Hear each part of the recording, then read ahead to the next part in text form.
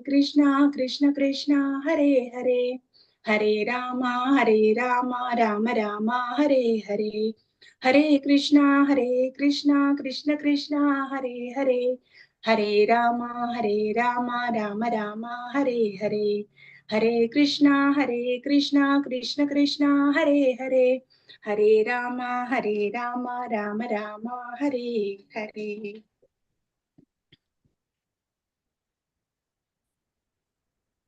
जय जय श्री चैतन्य जय नित्यानंद जय श्री चैतन्य जय नित्यानंद जय अद्वैत चंद्र जय गौर भक्त वृंद जय अद्वैत चंद्र जय गौर भक्त वृंद जय जय श्री चैतन्य जय नित्यानंद जय जय श्री चैतन्य जय नित्यानंद जय अद्वैत चंद्र जय गौर भक्त वृंद जय अद्वैत चंद्र जय गौर भक्त वृंद जय जय श्री चैतन्य जय नित्यानंद जय जय श्री चैतन्य जय नित्यानंद जय अद्वैत चंद्र जय गौर भक्त वृंद जय अद्वैत चंद्र जय गौर भक्त वृंद। हे कृष्णा। शीला प्रभुपाद की जय, राधा गोविंद की जय, चैतन्य महाप्रभु की जय, समस्त वैष्णव भक्त वृंद की जय। ಹರೇ ಕೃಷ್ಣ. ನಾನು ಹೇಳೋದ್ರಲ್ಲಿ ಏನಾದ್ರು ತಪ್ಪಿದ್ರೆ ಕ್ಷಮೆ ಇರ್ಲಿ. ಹಾ, ಓಕೆ.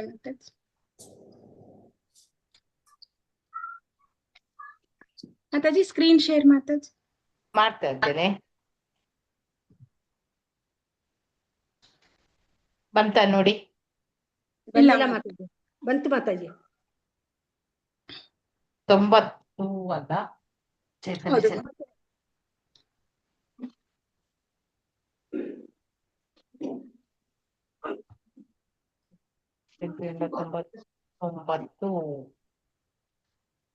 ಎಸ್.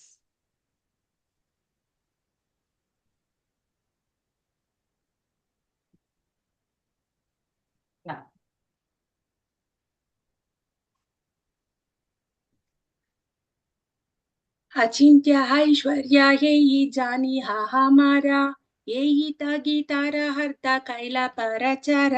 ಮಾತಾಜಿ ಸ್ವಲ್ಪ ದೊಡ್ಡದು ಮಾಡಿ ಮಾಡ್ಬೇಕು. ಒಂದ್ ನಿಮಿಷ. ಹಾ ಮಾತಾಜಿ. ಹಾ ಮಾತಾಜಿ ಓದಿ ಮಾತಾಜಿ ಶ್ಲೋಕ ಓದಿ. ರತ್ನ ಮಾತಾಜಿ ಓದಿ. ರತ್ನ ಬಸವರಾಜ್ ಮಾತಾಜಿ ಓದಿ. ಓದ್ತೀನಿ ಮಾತಾಜಿ. ऐश्वर्य अचिंत्य ऐश्वर्य अचिंत्य ऐश्वर्य यही जाने ही हमारा यही गीतार अर्थ कैಲ ಪರಾಚಾರ. ಅಚಿಂತ್ಯ ಊಹಿಸಲಾಗದ, ಐಶ್ವರ್ಯ ಸಂಪತ್ತು, ಯಯಿ ಇದು, ಜಾನಿಹ ನೀನು ತಿಳಿದಿರಬೇಕು, ಅಮಾರ ನನ್ನನ್ನು, ಯೀತ ಇದು, ಗೀತರ ಅರ್ಥ ಭಗವದ್ಗೀತೆಯ ಅರ್ಥ, ಕೈಲ ಪರಚಾರ ಪ್ರಭು ಕೃಷ್ಣನಿಂದ ಪ್ರಸಾರವಾದದ್ದು. ಅನುವಾದ: ಓ ಅರ್ಜುನ, ಇದು ನನ್ನ ಅಚಿಂತ್ಯವಾದ ಐಶ್ವರ್ಯವೆಂದು ನೀನು ತಿಳಿದಿರಬೇಕು. ಪ್ರಭು ಕೃಷ್ಣನು ಭಗವದ್ಗೀತೆಯಲ್ಲಿ ಪ್ರಸಾರ ಮಾಡಿದ ಅರ್ಥವಿದು. ಹರೇ ಕೃಷ್ಣ ಮಾತಾಜಿ. ಹರೇ ಕೃಷ್ಣ ಮಾತಾಜಿ. ಇಲ್ಲಿ ಭಗವಂತನ ಅಚಿಂತ್ಯ ಶಕ್ತಿಯನ್ನ ನಾವು ತಿಳ್ಕೊಳ್ತಾ ಇದೀವಿ. ಅವನ ಐಶ್ವರ್ಯವನ್ನ ಭಗವದ್ಗೀತೆಯಲ್ಲಿ ವಿಭೂತಿ ಯೋಗದಲ್ಲಿ ತುಂಬಾ ಚೆನ್ನಾಗಿ ನಾವೆಲ್ಲ ತಿಳ್ಕೊಳ್ತಿದೀವಿ. ಅದನ್ನೇ ಹೇಳ್ತಿದ್ದಾರೆ, ಭಗವಂತನ ತನ್ನ ಶಕ್ತಿಯ ಮೂಲಕ ಎಲ್ಲಾ ಕಡೆ ಇದ್ದಾನಲ್ವಾ. ಜಗತ್ತು ಅವನ ಶಕ್ತಿಯ ಫಲ ಅಂತಾನೆ ಹೇಳ್ಬೋದಲ್ವಾ. ಸೂರ್ಯ ಒಂದು ಸ್ಥಳದಲ್ಲಿ ಇರ್ತಾನೆ, ಅವನ ಬೆಳಕು ಎಲ್ಲಾ ಕಡೆ ಇರುತ್ತೆ. ಅದೇ ರೀತಿ ಭಗವಂತ ತನ್ನ ಧಾಮದಲ್ಲಿದ್ರು ಅವನ ಶಕ್ತಿ ಜಗತ್ತಿನಾದ್ಯಂತ ಎಲ್ಲಾ ಕಡೆ ವ್ಯಾಪಿಸಿದೆ ಅಲ್ವಾ. ಸೊ ಅವನದು ಅಚಿಂತ್ಯ ಶಕ್ತಿ. ಅಂದ್ರೆ ನಮ್ಮ ಊಹಾತ್ಮಕ ಚಿಂತನೆಯಿಂದ ನಾವು ಅವನನ್ನ ಅರ್ಥ ಮಾಡ್ಕೊಳಕ್ಕೆ ಆಗಲ್ಲ. ಭಗವಂತ ಈಗ್ಲೂ ಬರ್ಬೋದಾ, ನರಸಿಂಹ ರೂಪದಲ್ಲಿ ಬರ್ಬೋದಾ, ಕೂರ್ಮ ರೂಪದಲ್ಲಿ ಬರ್ಬೋದಾ, ಇದನ್ನು ಮಾಡ್ಬೋದಾ, ಪ್ರತಿಯೊಂದು ನಾವು ಏನನ್ನು ಯೋಚನೆ ಕೂಡ ಮಾಡ್ಲಿಕ್ಕೆ ಆಗೋದಿಲ್ಲ ಅಲ್ವಾ. ಅದರಿಂದ ಅವನನ್ನ ಅಚಿಂತ್ಯ ಅಂತ ನಾವು ಕರಿತೀವಿ. ಭಗವಂತ ಅಚಿಂತ್ಯವಾದ ಐಶ್ವರ್ಯಗಳನ್ನ ಹೊಂದಿದ್ದಾನೆ. ಹರೇ ಕೃಷ್ಣ ಮಾತಾಜಿ. ಶ್ಲೋಕ 91. ಸೇಯಿತ ಪುರುಷ ಯಜ್ಞೇರ ಅಂಶಧಾರೆ ನಾಮ ಚೈತನ್ಯರ ಸಂಗೆ ಸೇಯಿ ನಿತ್ಯಾನಂದ ರಾಮ. ಹರೇ ಕೃಷ್ಣ. ಪ್ರಭಾಮಯಿ ಮಾತಾಜಿ ಓದಿ. ಹರೇ ಕೃಷ್ಣ. ಪ್ರಭಾಮಯಿ ಮಾತಾಜಿ, ಪ್ರೇಮ ರಾಘವ ಮಾತಾಜಿ ಓದಿ. ಶ್ಲೋಕ 91. ಸೇಯಿತ ಪುರುಷಾಯಾಜ್ಞೇರ ಅಂಶಧರೆ ನಾಮ ಚೈತನ್ಯೇರ ಸಂಗೇ ಸೇಯಿ ನಿತ್ಯಾನಂದ ರಾಮ. ಸೇಯಿತ ಅದು ಪುರುಷ ಪರಮ ಪ್ರಭು, ಯಾಜ್ಞೇರ ಯಾರ ಅಂಶ ಭಾಗವಾಗಿ, ದರೆ ನಾಮ ಹೆಸರಾಗಿದ್ದಾನೆ, ಚೈತನ್ಯೇರ ಸಂಜ್ಞೆ ಶ್ರೀ ಚೈತನ್ಯ ಮಹಾಪ್ರಭುಗಳೊಡನೆ, ಸೇಯಿ ಅದು ನಿತ್ಯಾನಂದ ರಾಮ ಪ್ರಭು ನಿತ್ಯಾನಂದ ಅಥವಾ ಬಲರಾಮ. ಅನುವಾದ: ಆ ಮಹಾಪುರುಷನು ಕಾರಣೋದಕಶಾಹಿ ವಿಷ್ಣು, ಅವನ ಸ್ವಾಂಶ ವಿಸ್ತರಣೆ ಎಂದು ಹೆಸರಾಗಿದ್ದಾನೆ. ಅವನೇ ಚೈತನ್ಯ ಮಹಾಪ್ರಭುಗಳ ಅತ್ಯಂತ ಪ್ರೀತಿ ಪಾತ್ರರಾದ ಅನುಯಾಯಿ ಪ್ರಭು ನಿತ್ಯಾನಂದ ಬಲರಾಮ. ಹರೇ ಕೃಷ್ಣ ಮಾತಾಜಿ, ಹರೇ ಧನ್ಯವಾದ. ಕೃಷ್ಣ ಮಾತಾಜಿ. ಧನ್ಯವಾದ. ಹರೇ ಕೃಷ್ಣ. ಇಲ್ಲಿ ಕೃಷ್ಣದಾಸ ಕವಿರಾಜ ಮಾತಾಜಿ ಸ್ಕ್ರೀನ್ ಹೋಯ್ತು. ಸ್ಕ್ರೀನ್ ಮಾತಾಜಿ ನಾನೇ ಶೇರ್ ಮಾಡ್ಕೊಳ್ಳ ಮಾತಾಜಿ, ಮಾಡಿ ಮಾತಾಜಿ, ಸ್ಕ್ರೀನ್ ಹೋಗ್ತಾ ಉಂಟು. ನಾನೇ ಮಾಡ್ಲಾ? ನೀವು ಮಾಡಿ.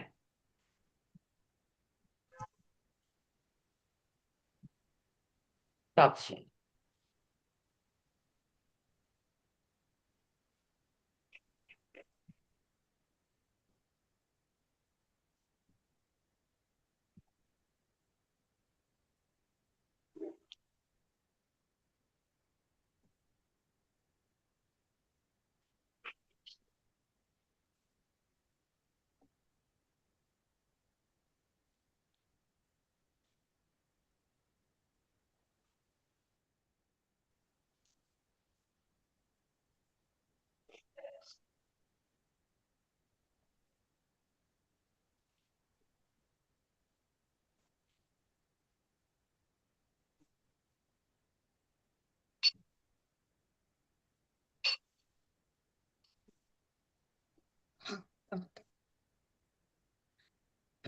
ಅಂದ್ರೆ ನಮ್ಗಿಲ್ಲಿ ಆ ಮಹಾಪುರುಷ ಯಾರು ಅಂತ ನಮ್ಗಿಲ್ಲಿ ಕೃಷ್ಣದಾಸ ಕವಿರಾಜ ಗೋಸ್ವಾಮಿಗಳು ಹೇಳ್ತಾ ಇದ್ದಾರೆ. ಆ ಮಹಾಪುರುಷ ಯಾರು? ನಿತ್ಯಾನಂದ ಪ್ರಭುಗಳೇ ಅಂತ ಹೇಳ್ತಿದ್ದಾರೆ. ನಿತ್ಯಾನಂದರ ಮಹಿಮೆಯನ್ನ ನಾವು ಇಲ್ಲಿ ತಿಳ್ಕೊಳ್ತಾ ಇದೀವಲ್ವಾ. ಅಂದ್ರೆ ಅವರು ಇಲ್ಲಿ ಕಾರಣೋದಕಶಾಹಿ ವಿಷ್ಣುವನ್ನ ನಾವು ಮಹಾಪುರುಷ ಅಂತೀವಿ. ಅವರು ನಿತ್ಯಾನಂದ ರಾಮನ ಅಂಶ ಮಾತ್ರ ಅಂತ ಹೇಳ್ತಿದ್ದಾರೆ. ಅಂದ್ರೆ ನಿತ್ಯಾನಂದ ರಾಮರೇ ಎಲ್ಲದಕ್ಕೂ ಮೂಲ ಅಂತ ನಾವು ಇಲ್ಲಿ ತಿಳ್ಕೊಳ್ತಾ ಇದೀವಿ. ಅಂದ್ರೆ ನಿತ್ಯಾನಂದರು ಸಾಕ್ಷಾತ್ ಬಲರಾಮ ಅಲ್ವಾ. ಅಂದ್ರೆ ಬಲರಾಮ ಯಾರು? ಕೃಷ್ಣನ ಪ್ರಥಮ ವಿಸ್ತರಣೆ. ಸೊ ಕೃಷ್ಣನಿಂದ ಇವರು ಬೇರೆನೆ ಅಲ್ಲ ಅಲ್ವಾ. ಅದರಿಂದನೇ ಕೃಷ್ಣನೇ ಚೈತನ್ಯ ಆಗಿ ಬಂದಾಗ ಬಲರಾಮನೇ ಇಲ್ಲಿ ನಿತ್ಯಾನಂದನಾಗಿ ಬಂದಿರ್ತಕ್ಕಂಥದ್ದು. ಕೃಷ್ಣ ಬಲರಾಮರಂತೆ ಇಲ್ಲಿ ಗೌರ ಮತ್ತೆ ನಿತಾಯ್ ಇಬ್ರಿಗೂ ಅವಿನಾಭಾವ ಅಂತಕ್ಕಂತಹ ಸಂಬಂಧ ಇದೆ ಅಲ್ವಾ. ನಿತ್ಯಾನಂದರನ್ನ ಬಿಟ್ಟು ಚೈತನ್ಯರನ್ನ ಪಡ್ಕೊಳ್ಳಿಕ್ಕೆ ನಾವು ಸಾಧ್ಯನೇ ಇಲ್ಲ. ಅದರಿಂದನೇ ನಾವು ಇವತ್ತು ನಿತ್ಯಾನಂದ ಪ್ರಭುಗಳ ಬಗ್ಗೆ ನಾವು ತಿಳ್ಕೊಳ್ತಾ ಇರ್ತಕ್ಕಂಥದ್ದು. ಸೊ ಇಲ್ಲಿ ನಿತ್ಯಾನಂದ ಪ್ರಭುವೇ ಇಲ್ಲಿ ಕಾರಣೋದಕಶಾಹಿ ವಿಷ್ಣುವಾಗಿ ಬಂದಿದ್ದಾರೆ ಅಂತ ಹೇಳ್ತಿದ್ದಾರೆ. ಏಯಿತ ನವಮ ಶ್ಲೋಕೇರ ಅರ್ಥ ವಿವರಣ ದಶಮ ಶ್ಲೋಕೇರ ಅರ್ಥ ಶುನು ದಿಯಮನ. ಗೀತಾ ಆರ್ಕೋಡಿಕಲ್ ಮಾತಾಜಿ ಓದಿ. ಹರೇ ಕೃಷ್ಣ. ಹರಿಣಿಕಕ್ಕೆ ಮಾತಾಜಿ. ಏಯಿತ ನವಮ ಶ್ಲೋಕೇರ ಅರ್ಥ ವಿವರಣ ದಶಮ ಶ್ಲೋಕೇರ ಅರ್ಥ ಶುನದಿ ಯಮನ. ಏಯಿ ಅದು ಓದ್ಬೇಕಾ ಮಾತಾಜಿ? ಓದಿ. ಏಯಿತ ಹೀಗೆ ನವಮ ಶ್ಲೋಕೇರ 9ನೇ ಶ್ಲೋಕದ ಅರ್ಥ ವಿವರಣ ಅರ್ಥದ ವಿವರಣೆಯು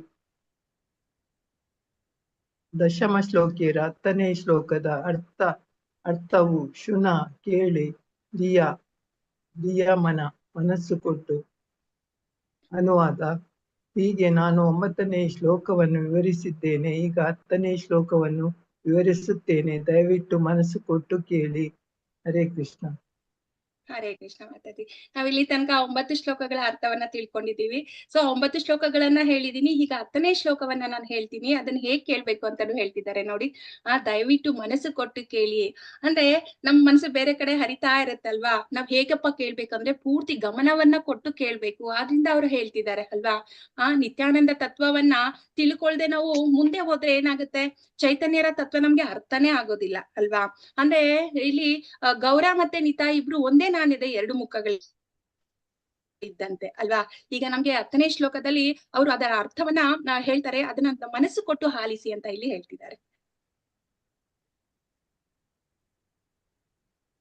ಯಸ್ಯಾ ಶಾಂತಶೀಲ ಗರ್ಭೋದಶಾಯಿ ಎನ್ನಾಬ್ಜಿ ಆಬ್ಜಂ ಲೋಕ ಸಂಜಾತನಾಲಂ ಲೋಕಸ್ರಷ್ಟು ಸೂತಿಕಾದಾಮಧಾತುಸ್ ತಂ ಶ್ರೀ ನಿತ್ಯಾನಂದ ರಾಮಂ ಪ್ರಪದ್ಯೆ. ಮಾತಾಜಿ ಹೋಗಿ. ಹೇಳ್ತಾ ಇದ್ದೇನೆ. ಇವರು ಲಕ್ಷ್ಮೀ PM ಮಾತಾಜಿ ಓದಿ. ಹರೇ ಕೃಷ್ಣ ಮಾತಾಜಿ ಓದ್ತೀನಿ. ಶ್ಲೋಕ 93.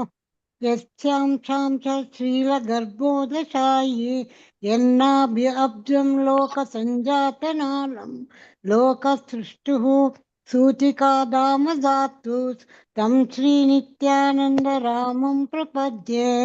ಯಸ್ಯ ಯಾರ ಅಂಶಃ ಅಂಶದ ಅಂಶವಾದ ಶ್ರೀಲಗರ್ಭ ಉದಶಾಯಿ ಗರ್ಭೋದಕಶಾಯಿ ವಿಷ್ಣು ಯತ್ ಯಾರ ನಾಭಿಯ ಅಬ್ಜಂ ನಾಭಿ ಕಮಲ ಲೋಕಸಂಜ್ಞಾತ ಅಸಂಖ್ಯಾತ ಲೋಕಗಳ ನಾಲಂ ಆಶ್ರಯ ತಾಣವಾದ ನಾಳವನ್ನು ಹೊಂದಿರುವ ಲೋಕಸೃಷ್ಟು ಲೋಕಗಳ ಸೃಷ್ಟಿಕರ್ತನಾದ ಬ್ರಹ್ಮನ ಸೂತಿಕಾಧಾಮ ಜನ್ಮಸ್ಥಳ ಧಾತುವು ಸೃಷ್ಟಿಕರ್ತನ ತಂ ಅವನಿಗೆ ಶ್ರೀ ನಿತ್ಯಾನಂದ ರಾಮಂ ಪ್ರಭು ನಿತ್ಯಾನಂದರ ರೂಪದಲ್ಲಿರುವ ಪ್ರಭು ಬಲರಾಮನಿಗೆ ಪ್ರಪದ್ಯೆ ಶರಣಾಗತನಾಗುತ್ತೇನೆ.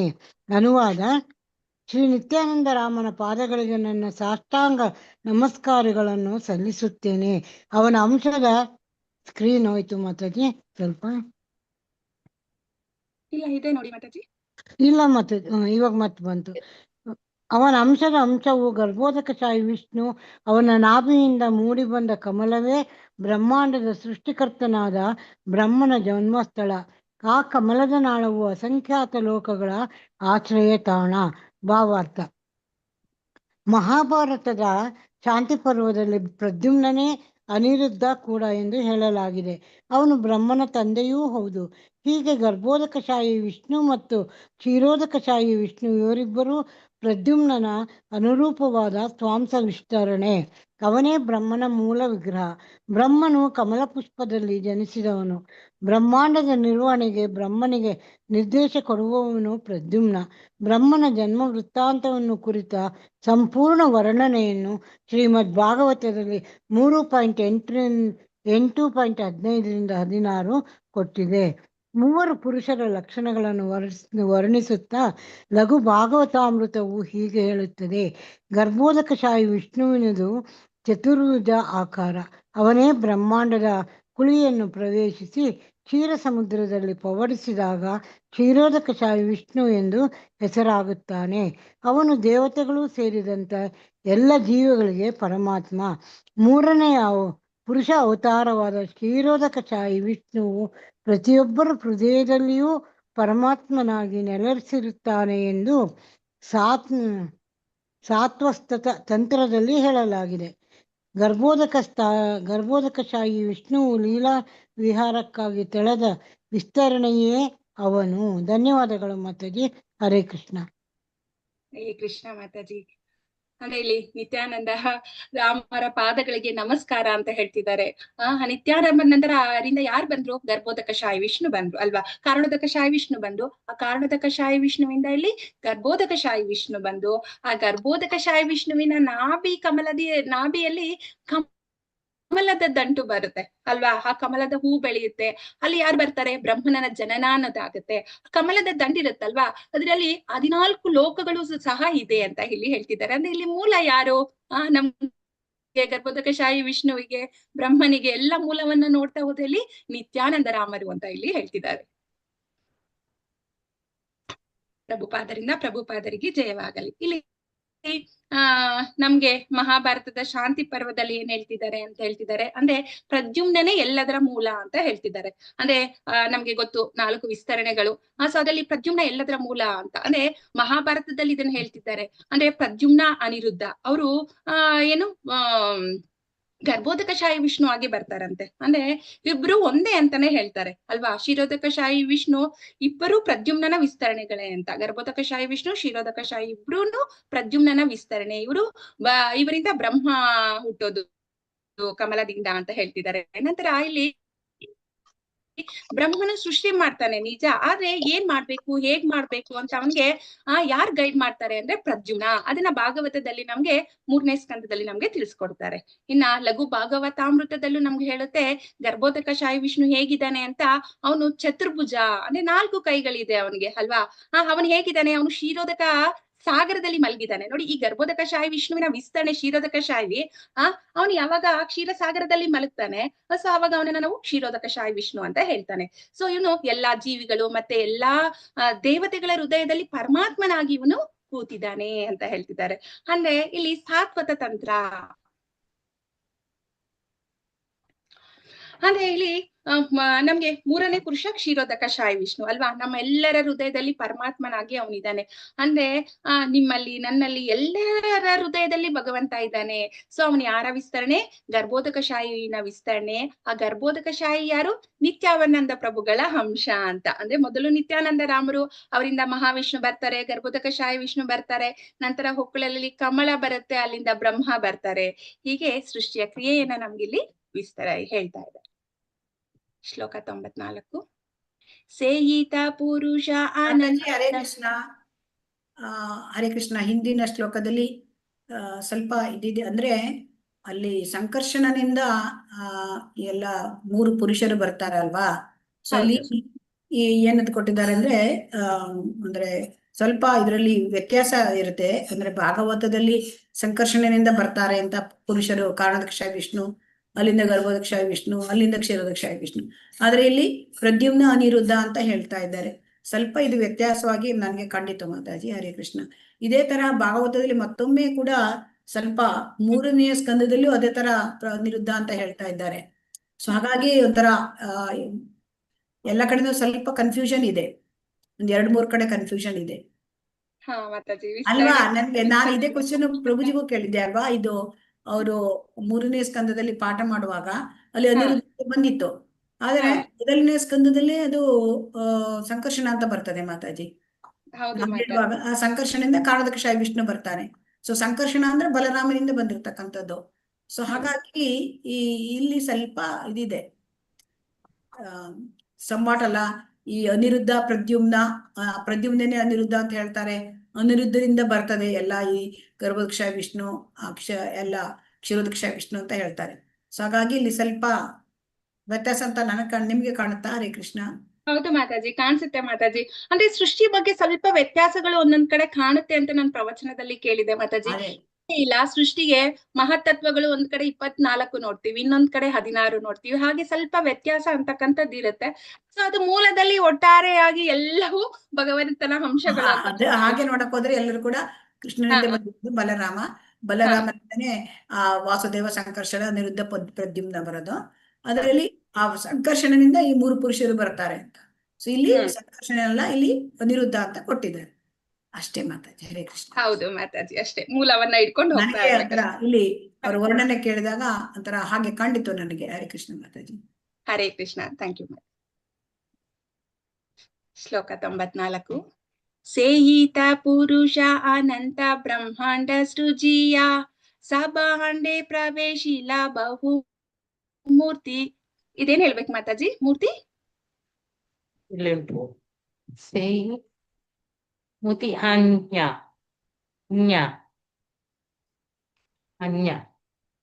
ಅಂತ ಹೇಳಿ. ಹರೇ ಕೃಷ್ಣ. ಹೌದಿ ಮಾತಾಜಿ. ಅಶ್ವಿನಿ ಮಾತಾಜಿ. ಹರೇ ಕೃಷ್ಣ. ಹರೇ ಕೃಷ್ಣ ಮಾತಾಜಿ. ಶ್ಲೋಕ 94. ಸೀತಾ ಪುರುಷ ಅನಂತ ಬ್ರಹ್ಮಾಂಡ ಸೃಜಿಯ ಸಭಾಂಡೆ ಪ್ರವೇಶಿಲ ಬಹುಮೂರ್ತಿ ಅನ್ಯ. ಸೇಯಿ ಅದು ತಾ ನಿಶ್ಚಯವಾಗಿಯೂ, ಪುರುಷ ಅವತಾರ, ಅನಂತ ಬ್ರಹ್ಮಾಂಡ ಅಸಂಖ್ಯಾತವಾದ ಬ್ರಹ್ಮಾಂಡಗಳು, ಸೃಜಿಯ ಸೃಷ್ಟಿಸುವುದು, ಸಭಾ ಎಲ್ಲ, ಅಂಡೆ ಮೊಟ್ಟೆಯಂತಿರುವ ಬ್ರಹ್ಮಾಂಡಗಳಲ್ಲಿ, ಪ್ರವೇಶೀಲ ಪ್ರವೇಶಿಸಿದ, ಬಹುಮೂರ್ತಿ ಹನ್ಯ ನಾನಾ ರೂಪಗಳನ್ನು ತಳೆದು. ಹರೇ ಕೃಷ್ಣ ಮಾತಾಜಿ. ಹರೇ ಕೃಷ್ಣ ಮಾತಾಜಿ. ನೋಡಿ ಕಾರಣದಕ್ಕಶಾಯಿ ವಿಷ್ಣು ಉಸಿರಾಟದಿಂದನೇ ಅನಂತ ಬ್ರಹ್ಮಾಂಡಗಳು ಸೃಷ್ಟಿ ಆಗುತ್ತೆ ಅಂತ ನೋಡ್ತೀವಿ ಅಲ್ವಾ. ಅವನನ್ನ ಪ್ರಥಮ ಪುರುಷ ಅಂತ ಹೇಳ್ತೀವಿ. ನಂತರ ಅವನಿಂದ ಬರ್ತಕ್ಕಂಥವನು ಗರ್ಭೋದಕಶಾಯಿ ವಿಷ್ಣು ಅಲ್ವಾ. ಅವನು ಪ್ರತ್ಯೇಕ ರೂಪಗಳನ್ನ ತಳಿತಾನೆ. ಅಂದ್ರೆ ಪ್ರತ್ಯೇಕ ರೂಪಗಳನ್ನಂದ್ರೆ ಎಷ್ಟು ಅಸಂಖ್ಯಾತ ಬ್ರಹ್ಮಾಂಡಗಳಿದೆ, ಪ್ರತಿಯೊಂದು ಬ್ರಹ್ಮಾಂಡದಲ್ಲೂ ಒಂದೊಂದು ಗರ್ಭೋದಕಶಾಯಿ ವಿಷ್ಣುವಾಗಿ ಅವನು ಪ್ರತ್ಯೇಕ ರೂಪವನ್ನ ತಳೆದು ಪ್ರತಿಯೊಂದು ಬ್ರಹ್ಮಾಂಡದ ಒಳಗೆ ಅವನು ಪ್ರವೇಶ ಮಾಡ್ತಾನೆ ಅಂತ. ಅಂದ್ರೆ ಎಷ್ಟು ಬ್ರಹ್ಮಾಂಡಗಳನ್ನು ಸೃಷ್ಟಿ ಆಯ್ತು ಅಲ್ವಾ, ಅಷ್ಟು ಬ್ರಹ್ಮಾಂಡದೊಳಗೂ ಗರ್ಭೋದಕಶಾಯಿ ವಿಷ್ಣು ಪ್ರವೇಶವನ್ನ ಪಡ್ಕೊಂಡ್ರು ಅಂತ ಹೇಳ್ತಿದ್ದಾರೆ. ಶ್ಲೋಕ 95. ಭೀತರೆ ಪ್ರವೇಶ ದೇಕೆ ಸಭಾ ಅಂಧಕಾರ, ರಹಿತೆ ನಾಹಿಕ ಸ್ಥಾನ ಕರಿಲ ವಿಚಾರ. ಆರತಿ ಮಾತಾಜಿ. ಹರೇ ಕೃಷ್ಣ. ಆರತಿ ಮಾತಾಜಿ. ಹರೇ ಕೃಷ್ಣ ಮಾತಾಜಿ. ಭೀತರೆ ಪ್ರವೇಶಿದೆ ಕೆ ಸಭಾ ಅಂಧಕಾರ, ರಹಿತೆ ನಾಸಿಕ ಸ್ಥಾನ ಕಾರಿಲ ವಿಚಾರ. ಭೀತರೆ ಆ ಬ್ರಹ್ಮಾಂಡದ ಒಳಗಡೆ ಪ್ರವೇಶಿಸುವುದು, ದೇಕೆ ಅವನು ನೋಡುತ್ತಾನೆ, ಸಭಾ ಎಲ್ಲ ಅಂಧಕಾರ ಕತ್ತಲು, ರಹಿತೆ ತಂಗುವುದಕ್ಕಾಗಿ, ನಾಹಿಕ ಅಲ್ಲಿ ಇಲ್ಲ, ಸ್ಥಳ ಕರೀಲ ವಿಚಾರ ಮಾಡುತ್ತಾನೆ. ಅನುವಾದ: ಬ್ರಹ್ಮಾಂಡವನ್ನು ಪ್ರವೇಶಿಸಿದ ಮೇಲೆ ಅವನಿಗೆ ಎಲ್ಲೆಲ್ಲೂ ಕತ್ತಲೆಯೇ ಕಾಣಿಸಿತು, ತಂಗಲು ಎಲ್ಲಿಯೂ ಸ್ಥಳವಿರಲಿಲ್ಲ. ಅದರಿಂದ ಅವನು ಯೋಚನೆ ಮಾಡಲು ತೊಡಗಿದನು. ಹರೇ ಕೃಷ್ಣ ಮಾತಾಜಿ. ಹರೇ ಕೃಷ್ಣ ಮಾತಾಜಿ. ಇಲ್ಲಿ ಮೊದಲ ಪುರುಷಾವತಾರ ಯಾವಾಗ ಕೋಟಿ ಬ್ರಹ್ಮಾಂಡಗಳನ್ನ ಸೃಷ್ಟಿ ಮಾಡ್ತಾನೆ ಅಲ್ವಾ. ಪ್ರತಿಯೊಂದು ಬ್ರಹ್ಮಾಂಡದೊಳಗೂ ವಿಷ್ಣುವಾಗಿ ಪ್ರವೇಶ ಮಾಡ್ತಾನೆ. ಸೊ ಅವರೆಲ್ಲರೂ ಯಾರ ಮೂಲ ಇಲ್ಲಿ?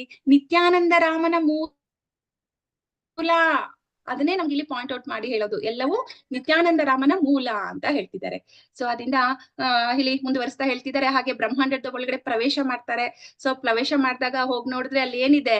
ಫುಲ್ಲು ಕತ್ತಲು ಅಲ್ವಾ, ಬೆಳಕೆ ಇಲ್ಲ ಅಲ್ಲಿ. ಮತ್ತೆ ಮಲಗ್ಲಿಕ್ಕೆ, ವಾಸ ಮಾಡ್ಲಿಕ್ಕೆ ಅಲ್ಲಿ ಏನು ಜಾಗನೇ ಇಲ್ಲ ಅವ್ರಿಗೆ ಅಲ್ವಾ. ಸೊ ಖಾಲಿ ಕತ್ತಲೆ ಇತ್ತು ಅಲ್ಲಿ ಅಂತ ಹೇಳ್ತಾರೆ. ಆಗ ಅವರು ಯೋಚನೆ ಮಾಡ್ತಾರೆ, ಏನ್ ಮಾಡ್ತಾರೆ ನೋಡೋಣ ಮುಂದಿನ ಶ್ಲೋಕದಲ್ಲಿ. ನಿಜಾಂಗ ಸ್ವೇದ ಜಲ ಕರಿನ ಸೃಜನ, ಸೇಹಿ ಜಲೆ ಕೈಲಾಹಾರ್ಧ ಬ್ರಹ್ಮಾಂಡ ಭರಣ. ಮಾತಾಜಿ ಓದಿ. ಗಾಯತ್ರಿ ದೇವಿ ಮಾತಾಜಿ ಓದಿ. ಹರೇ ಕೃಷ್ಣ. ಗಾಯತ್ರಿ ಆರ್. ಹರೇ ಕೃಷ್ಣ ಮಾತಾಜಿ. ಓದ್ಲಿಯಾ ಮಾತಾಜಿ? ಓದಿ ಓದಿ. ನಿಜಾಂಗ ಸ್ವೇದ ಜಲ ಕರಿಬ ಸೃಜನ, ಸೇಯಿ ಜಲ ಕೈಲ ಅರ್ಧ ಬ್ರಹ್ಮಾಂಡ ಭರಣ. ನಿಜ ಅಂಗ ತನ್ನ ದೇಹದ, ಸ್ವೇದ ಜಲ ಬೆವರಿನ ನೀರು, ಕರಿಲ ಮಾಡಿದ, ಸೃಜನ ಸೃಷ್ಟಿಯನ್ನು, ಸೇಯಿ ಜಲೆ ಆ ನೀರಿನಿಂದ, ಕೈಲ ಮಾಡಿದ, ಅರ್ಧ ಬ್ರಹ್ಮಾಂಡದ ಅರ್ಧ ಭಾಗವನ್ನು, ಭರಣ ತುಂಬಿಸುವುದು. ಅನುವಾದ ಬೈ ಶ್ರೀಲಪ್ರಭುಪಾದರಿಂದ ಶ್ರೀಲಪ್ರಭುಪಾದರಿಗೆ ಜಯವಾಗಲಿ. ಅನಂತರ ಅವನು ತನ್ನ ದೇಹದ ಬೆವರಿನಿಂದ ನೀರನ್ನು ಸೃಷ್ಟಿಸಿ ಆ ನೀರಿನಿಂದ ಅರ್ಧ ಬ್ರಹ್ಮಾಂಡವನ್ನು ತುಂಬಿಸಿದ. ಹರೇ ಕೃಷ್ಣ. ಹರೇ ಕೃಷ್ಣ ಮಾತಾಜಿ. ನೋಡ್ತೀವಿ ಈ ಶ್ಲೋಕದಲ್ಲಿ ಗರ್ಭೋದಕಶಾಯಿ ವಿಷ್ಣು ಬ್ರಹ್ಮಾಂಡ ಒಳಗಡೆ ಪ್ರವೇಶ ಮಾಡಿದಾಗ ಅಲ್ಲಿ ತುಂಬಾ ಕತ್ತಲೆ ಇತ್ತು. ಅವ್ರಿಗೆ ಇರೋಕೆ ಜಾಗನೇ ಇರ್ಲಿಲ್ಲ. ಅಂದ್ರೆ ಕೂರ್ಲಿಕ್ಕೆ, ಮಲಗ್ಲಿಕ್ಕೆ ಏನು ಜಾಗ ಇರ್ಲಿಲ್ಲ ಅಲ್ವಾ. ಅವಾಗ ಅವ್ರ ಏನ್ ಮಾಡ್ತಾರೆ ಅಂದ್ರೆ ತನ್ನ ದೇಹದಿಂದಲೇ ಬೆವರನ್ನ ತರಿಸ್ತಾರೆ. ಸೊ ಆ ಬೆವರಿನಿಂದ ಅರ್ಧ ಬ್ರಹ್ಮಾಂಡವನ್ನ ತುಂಬ್ತಾರೆ ಅಂತ ಇಲ್ಲಿ ಹೇಳ್ತಾರೆ. ಆ ಬ್ರಹ್ಮಾಂಡದ ಉದ್ದ ಅಗಲ ಎಷ್ಟಿತ್ತು ಅಂತ ನಮ್ಗೆ ಮುಂದಿನ ಶ್ಲೋಕದಲ್ಲಿ ಕೊಡ್ತಾರೆ.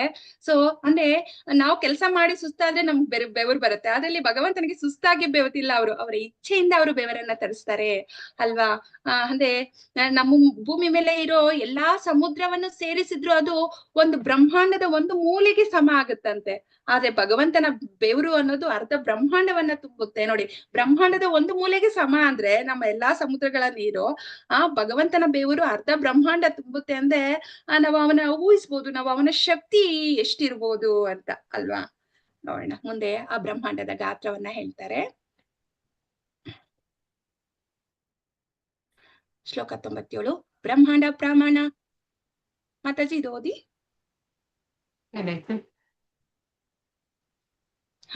ಬ್ರಹ್ಮಾಂಡ ಪ್ರಮಾಣ 50 ಕೋಟಿ ಯೋಜನ, ಆಯಾಮ ವಿಸ್ತಾರ ದುಯಿ ಹಾಯ ಏಕ ಸಮ.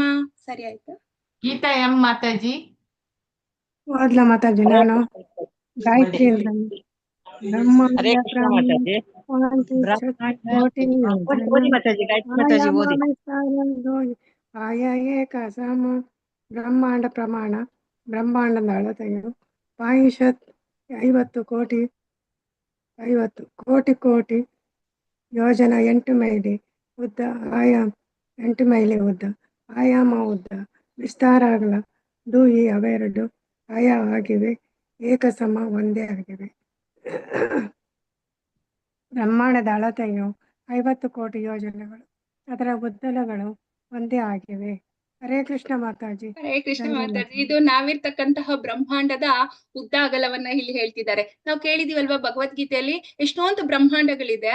ಆ ಬ್ರಹ್ಮಾಂಡದ ಗಾತ್ರಕ್ಕೆ ತಕ್ಕಂತೆ ಬ್ರಹ್ಮನ ತಲೆಗಳು ಬದಲಾವಣೆ ಆಗತ್ತಲ್ವಾ. 1 ತಲೆ 2 ತಲೆ 4 1000 ಲಕ್ಷ ಆ ರೀತಿ ತಲೆಗಳಿರ್ತಕ್ಕಂತಹ ಬ್ರಹ್ಮ ಇದ್ದಾರೆ ಅಂತ.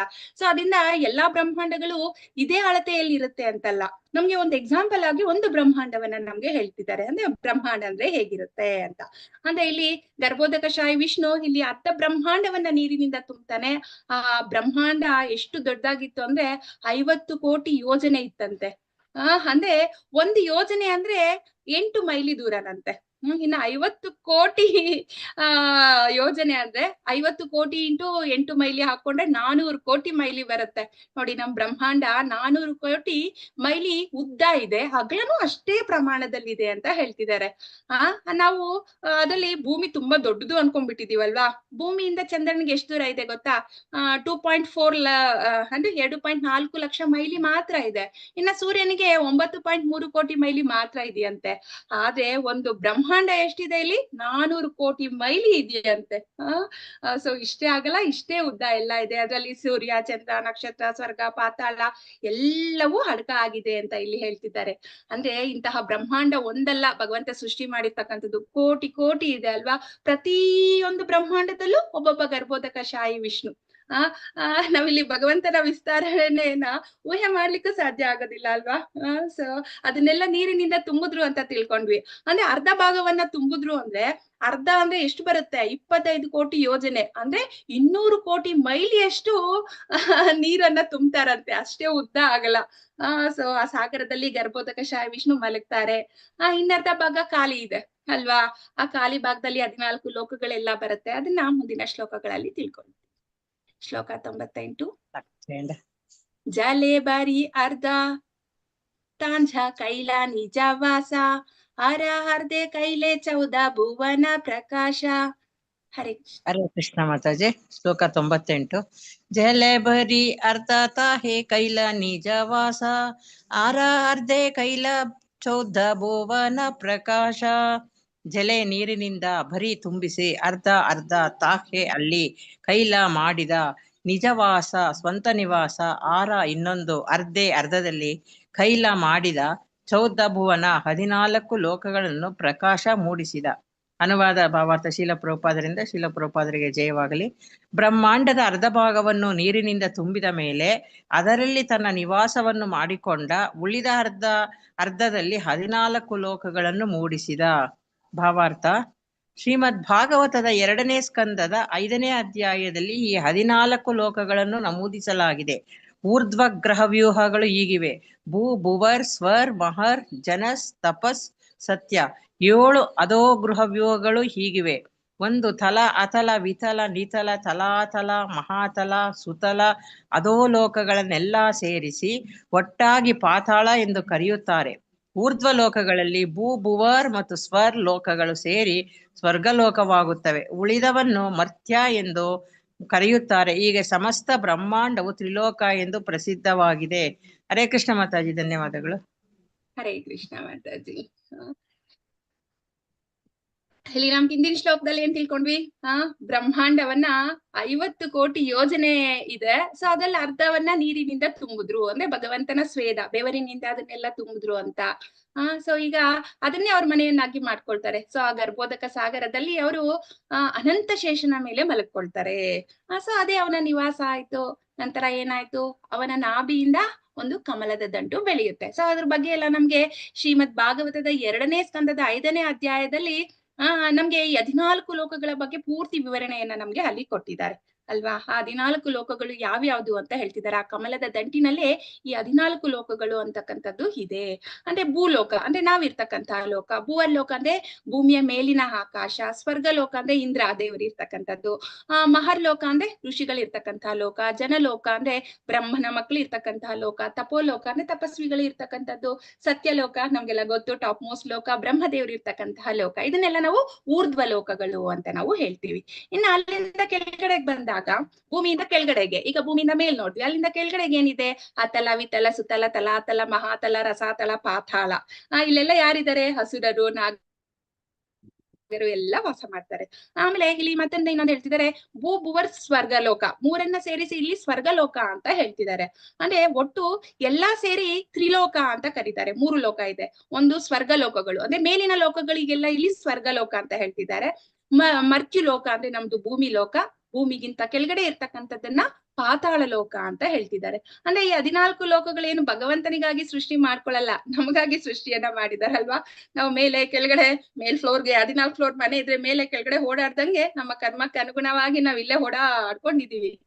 ಆದ್ರೆ ಭಗವಂತನ ಇಚ್ಛೆ ಏನು? ನಾವ್ ಇಲ್ಲಿಂದ ವೈಕುಂಠಕ್ಕೆ ಹೋಗ್ಬೇಕು ಅಂತಕ್ಕಂಥದ್ದು, ಭಗವಂತನ ಧಾಮವನ್ನ ಪ್ರವೇಶ ಮಾಡ್ಬೇಕು ಅಂತಕ್ಕಂಥದ್ದು. ಶ್ಲೋಕ 99. ತಾಂಜ್ಞ ಹಾಯಿ ಪ್ರಕಟ ಕೈಲ ವೈಕುಂಠ ನಿಜಧಾಮ, ಶೇಷಶಯನ ಜಲೆ ಕರಿಲ ವಿಶ್ರಾಮ. ಮಾತಾಜಿ. ಹರೇ ಕೃಷ್ಣ. ಶ್ರುತಿ ಎಸ್.ಜೆ. ಮಾತಾಜಿ ಓದಿ. ಹರೇ ಕೃಷ್ಣ ಮಾತಾಜಿ. ಶ್ಲೋಕ 99. ತಾನ್ ಹಾಯಿ ಪ್ರಕಟ ಕೈಲ ವೈಕುಂಠ ನಿಜ ಧಾಮ, ಶೇಷ ಶಯನ ಜಲೆ ಕರಿಲ ವಿಶ್ರಾಮ. ತಾನ್ ಹಾಯಿ ಅಲ್ಲಿ ಪ್ರಕಟವಾದ, ಕೈಲ ಮಾಡಿದ, ವೈಕುಂಠ ಆಧ್ಯಾತ್ಮಿಕ ಲೋಕ, ನಿಜ ಧಾಮ ಅವನದೇ ಆದ ನಿವಾಸ, ಶೇಷ ಪ್ರಭು ಶೇಷನ, ಶಯನ ಹಾಸಿಗೆಯ ಮೇಲೆ, ಜಲೆ ನೀರಿನ ಮೇಲೆ, ಕರಿಲ ಮಾಡಿದ, ವಿಶ್ರಾಮ ವಿಶ್ರಾಂತಿ. ಅನುವಾದ ಪ್ರಭುಪಾದರಿಗೆ ಜಯವಾಗಲಿ. ಅಲ್ಲಿ ಅವನು ತನ್ನ ನಿಜ ಧಾಮವಾಗಿ ವೈಕುಂಠ ಲೋಕವನ್ನು ಸೃಷ್ಟಿಸಿ ನೀರಿನಲ್ಲಿ ಪ್ರಭು ಶೇಷನ ತಲ್ಪದ ಮೇಲೆ ವಿಶ್ರಮಿಸಿದನು. ಹರೇ ಕೃಷ್ಣ ಮಾತಾಜಿ. ಧನ್ಯವಾದ. ಹರೇ ಕೃಷ್ಣ ಮಾತಾಜಿ. ಇಲ್ಲಿ ನೋಡಿ, ಗರ್ಭೋದಕಶಾಯ ವಿಷ್ಣು ಅರ್ಧ ಬ್ರಹ್ಮಾಂಡದಲ್ಲಿ ನೀರನ್ನು ತುಂಬಿ ಅಲ್ಲೇ ವಾಸ ಮಾಡ್ತಾ ಇದ್ದಾನೆ. ಇನ್ನರ್ಧದಲ್ಲಿ ಏನ್ ಮಾಡ್ದ? 14 ಲೋಕಗಳನ್ನ ಸೃಷ್ಟಿ ಮಾಡ್ದ.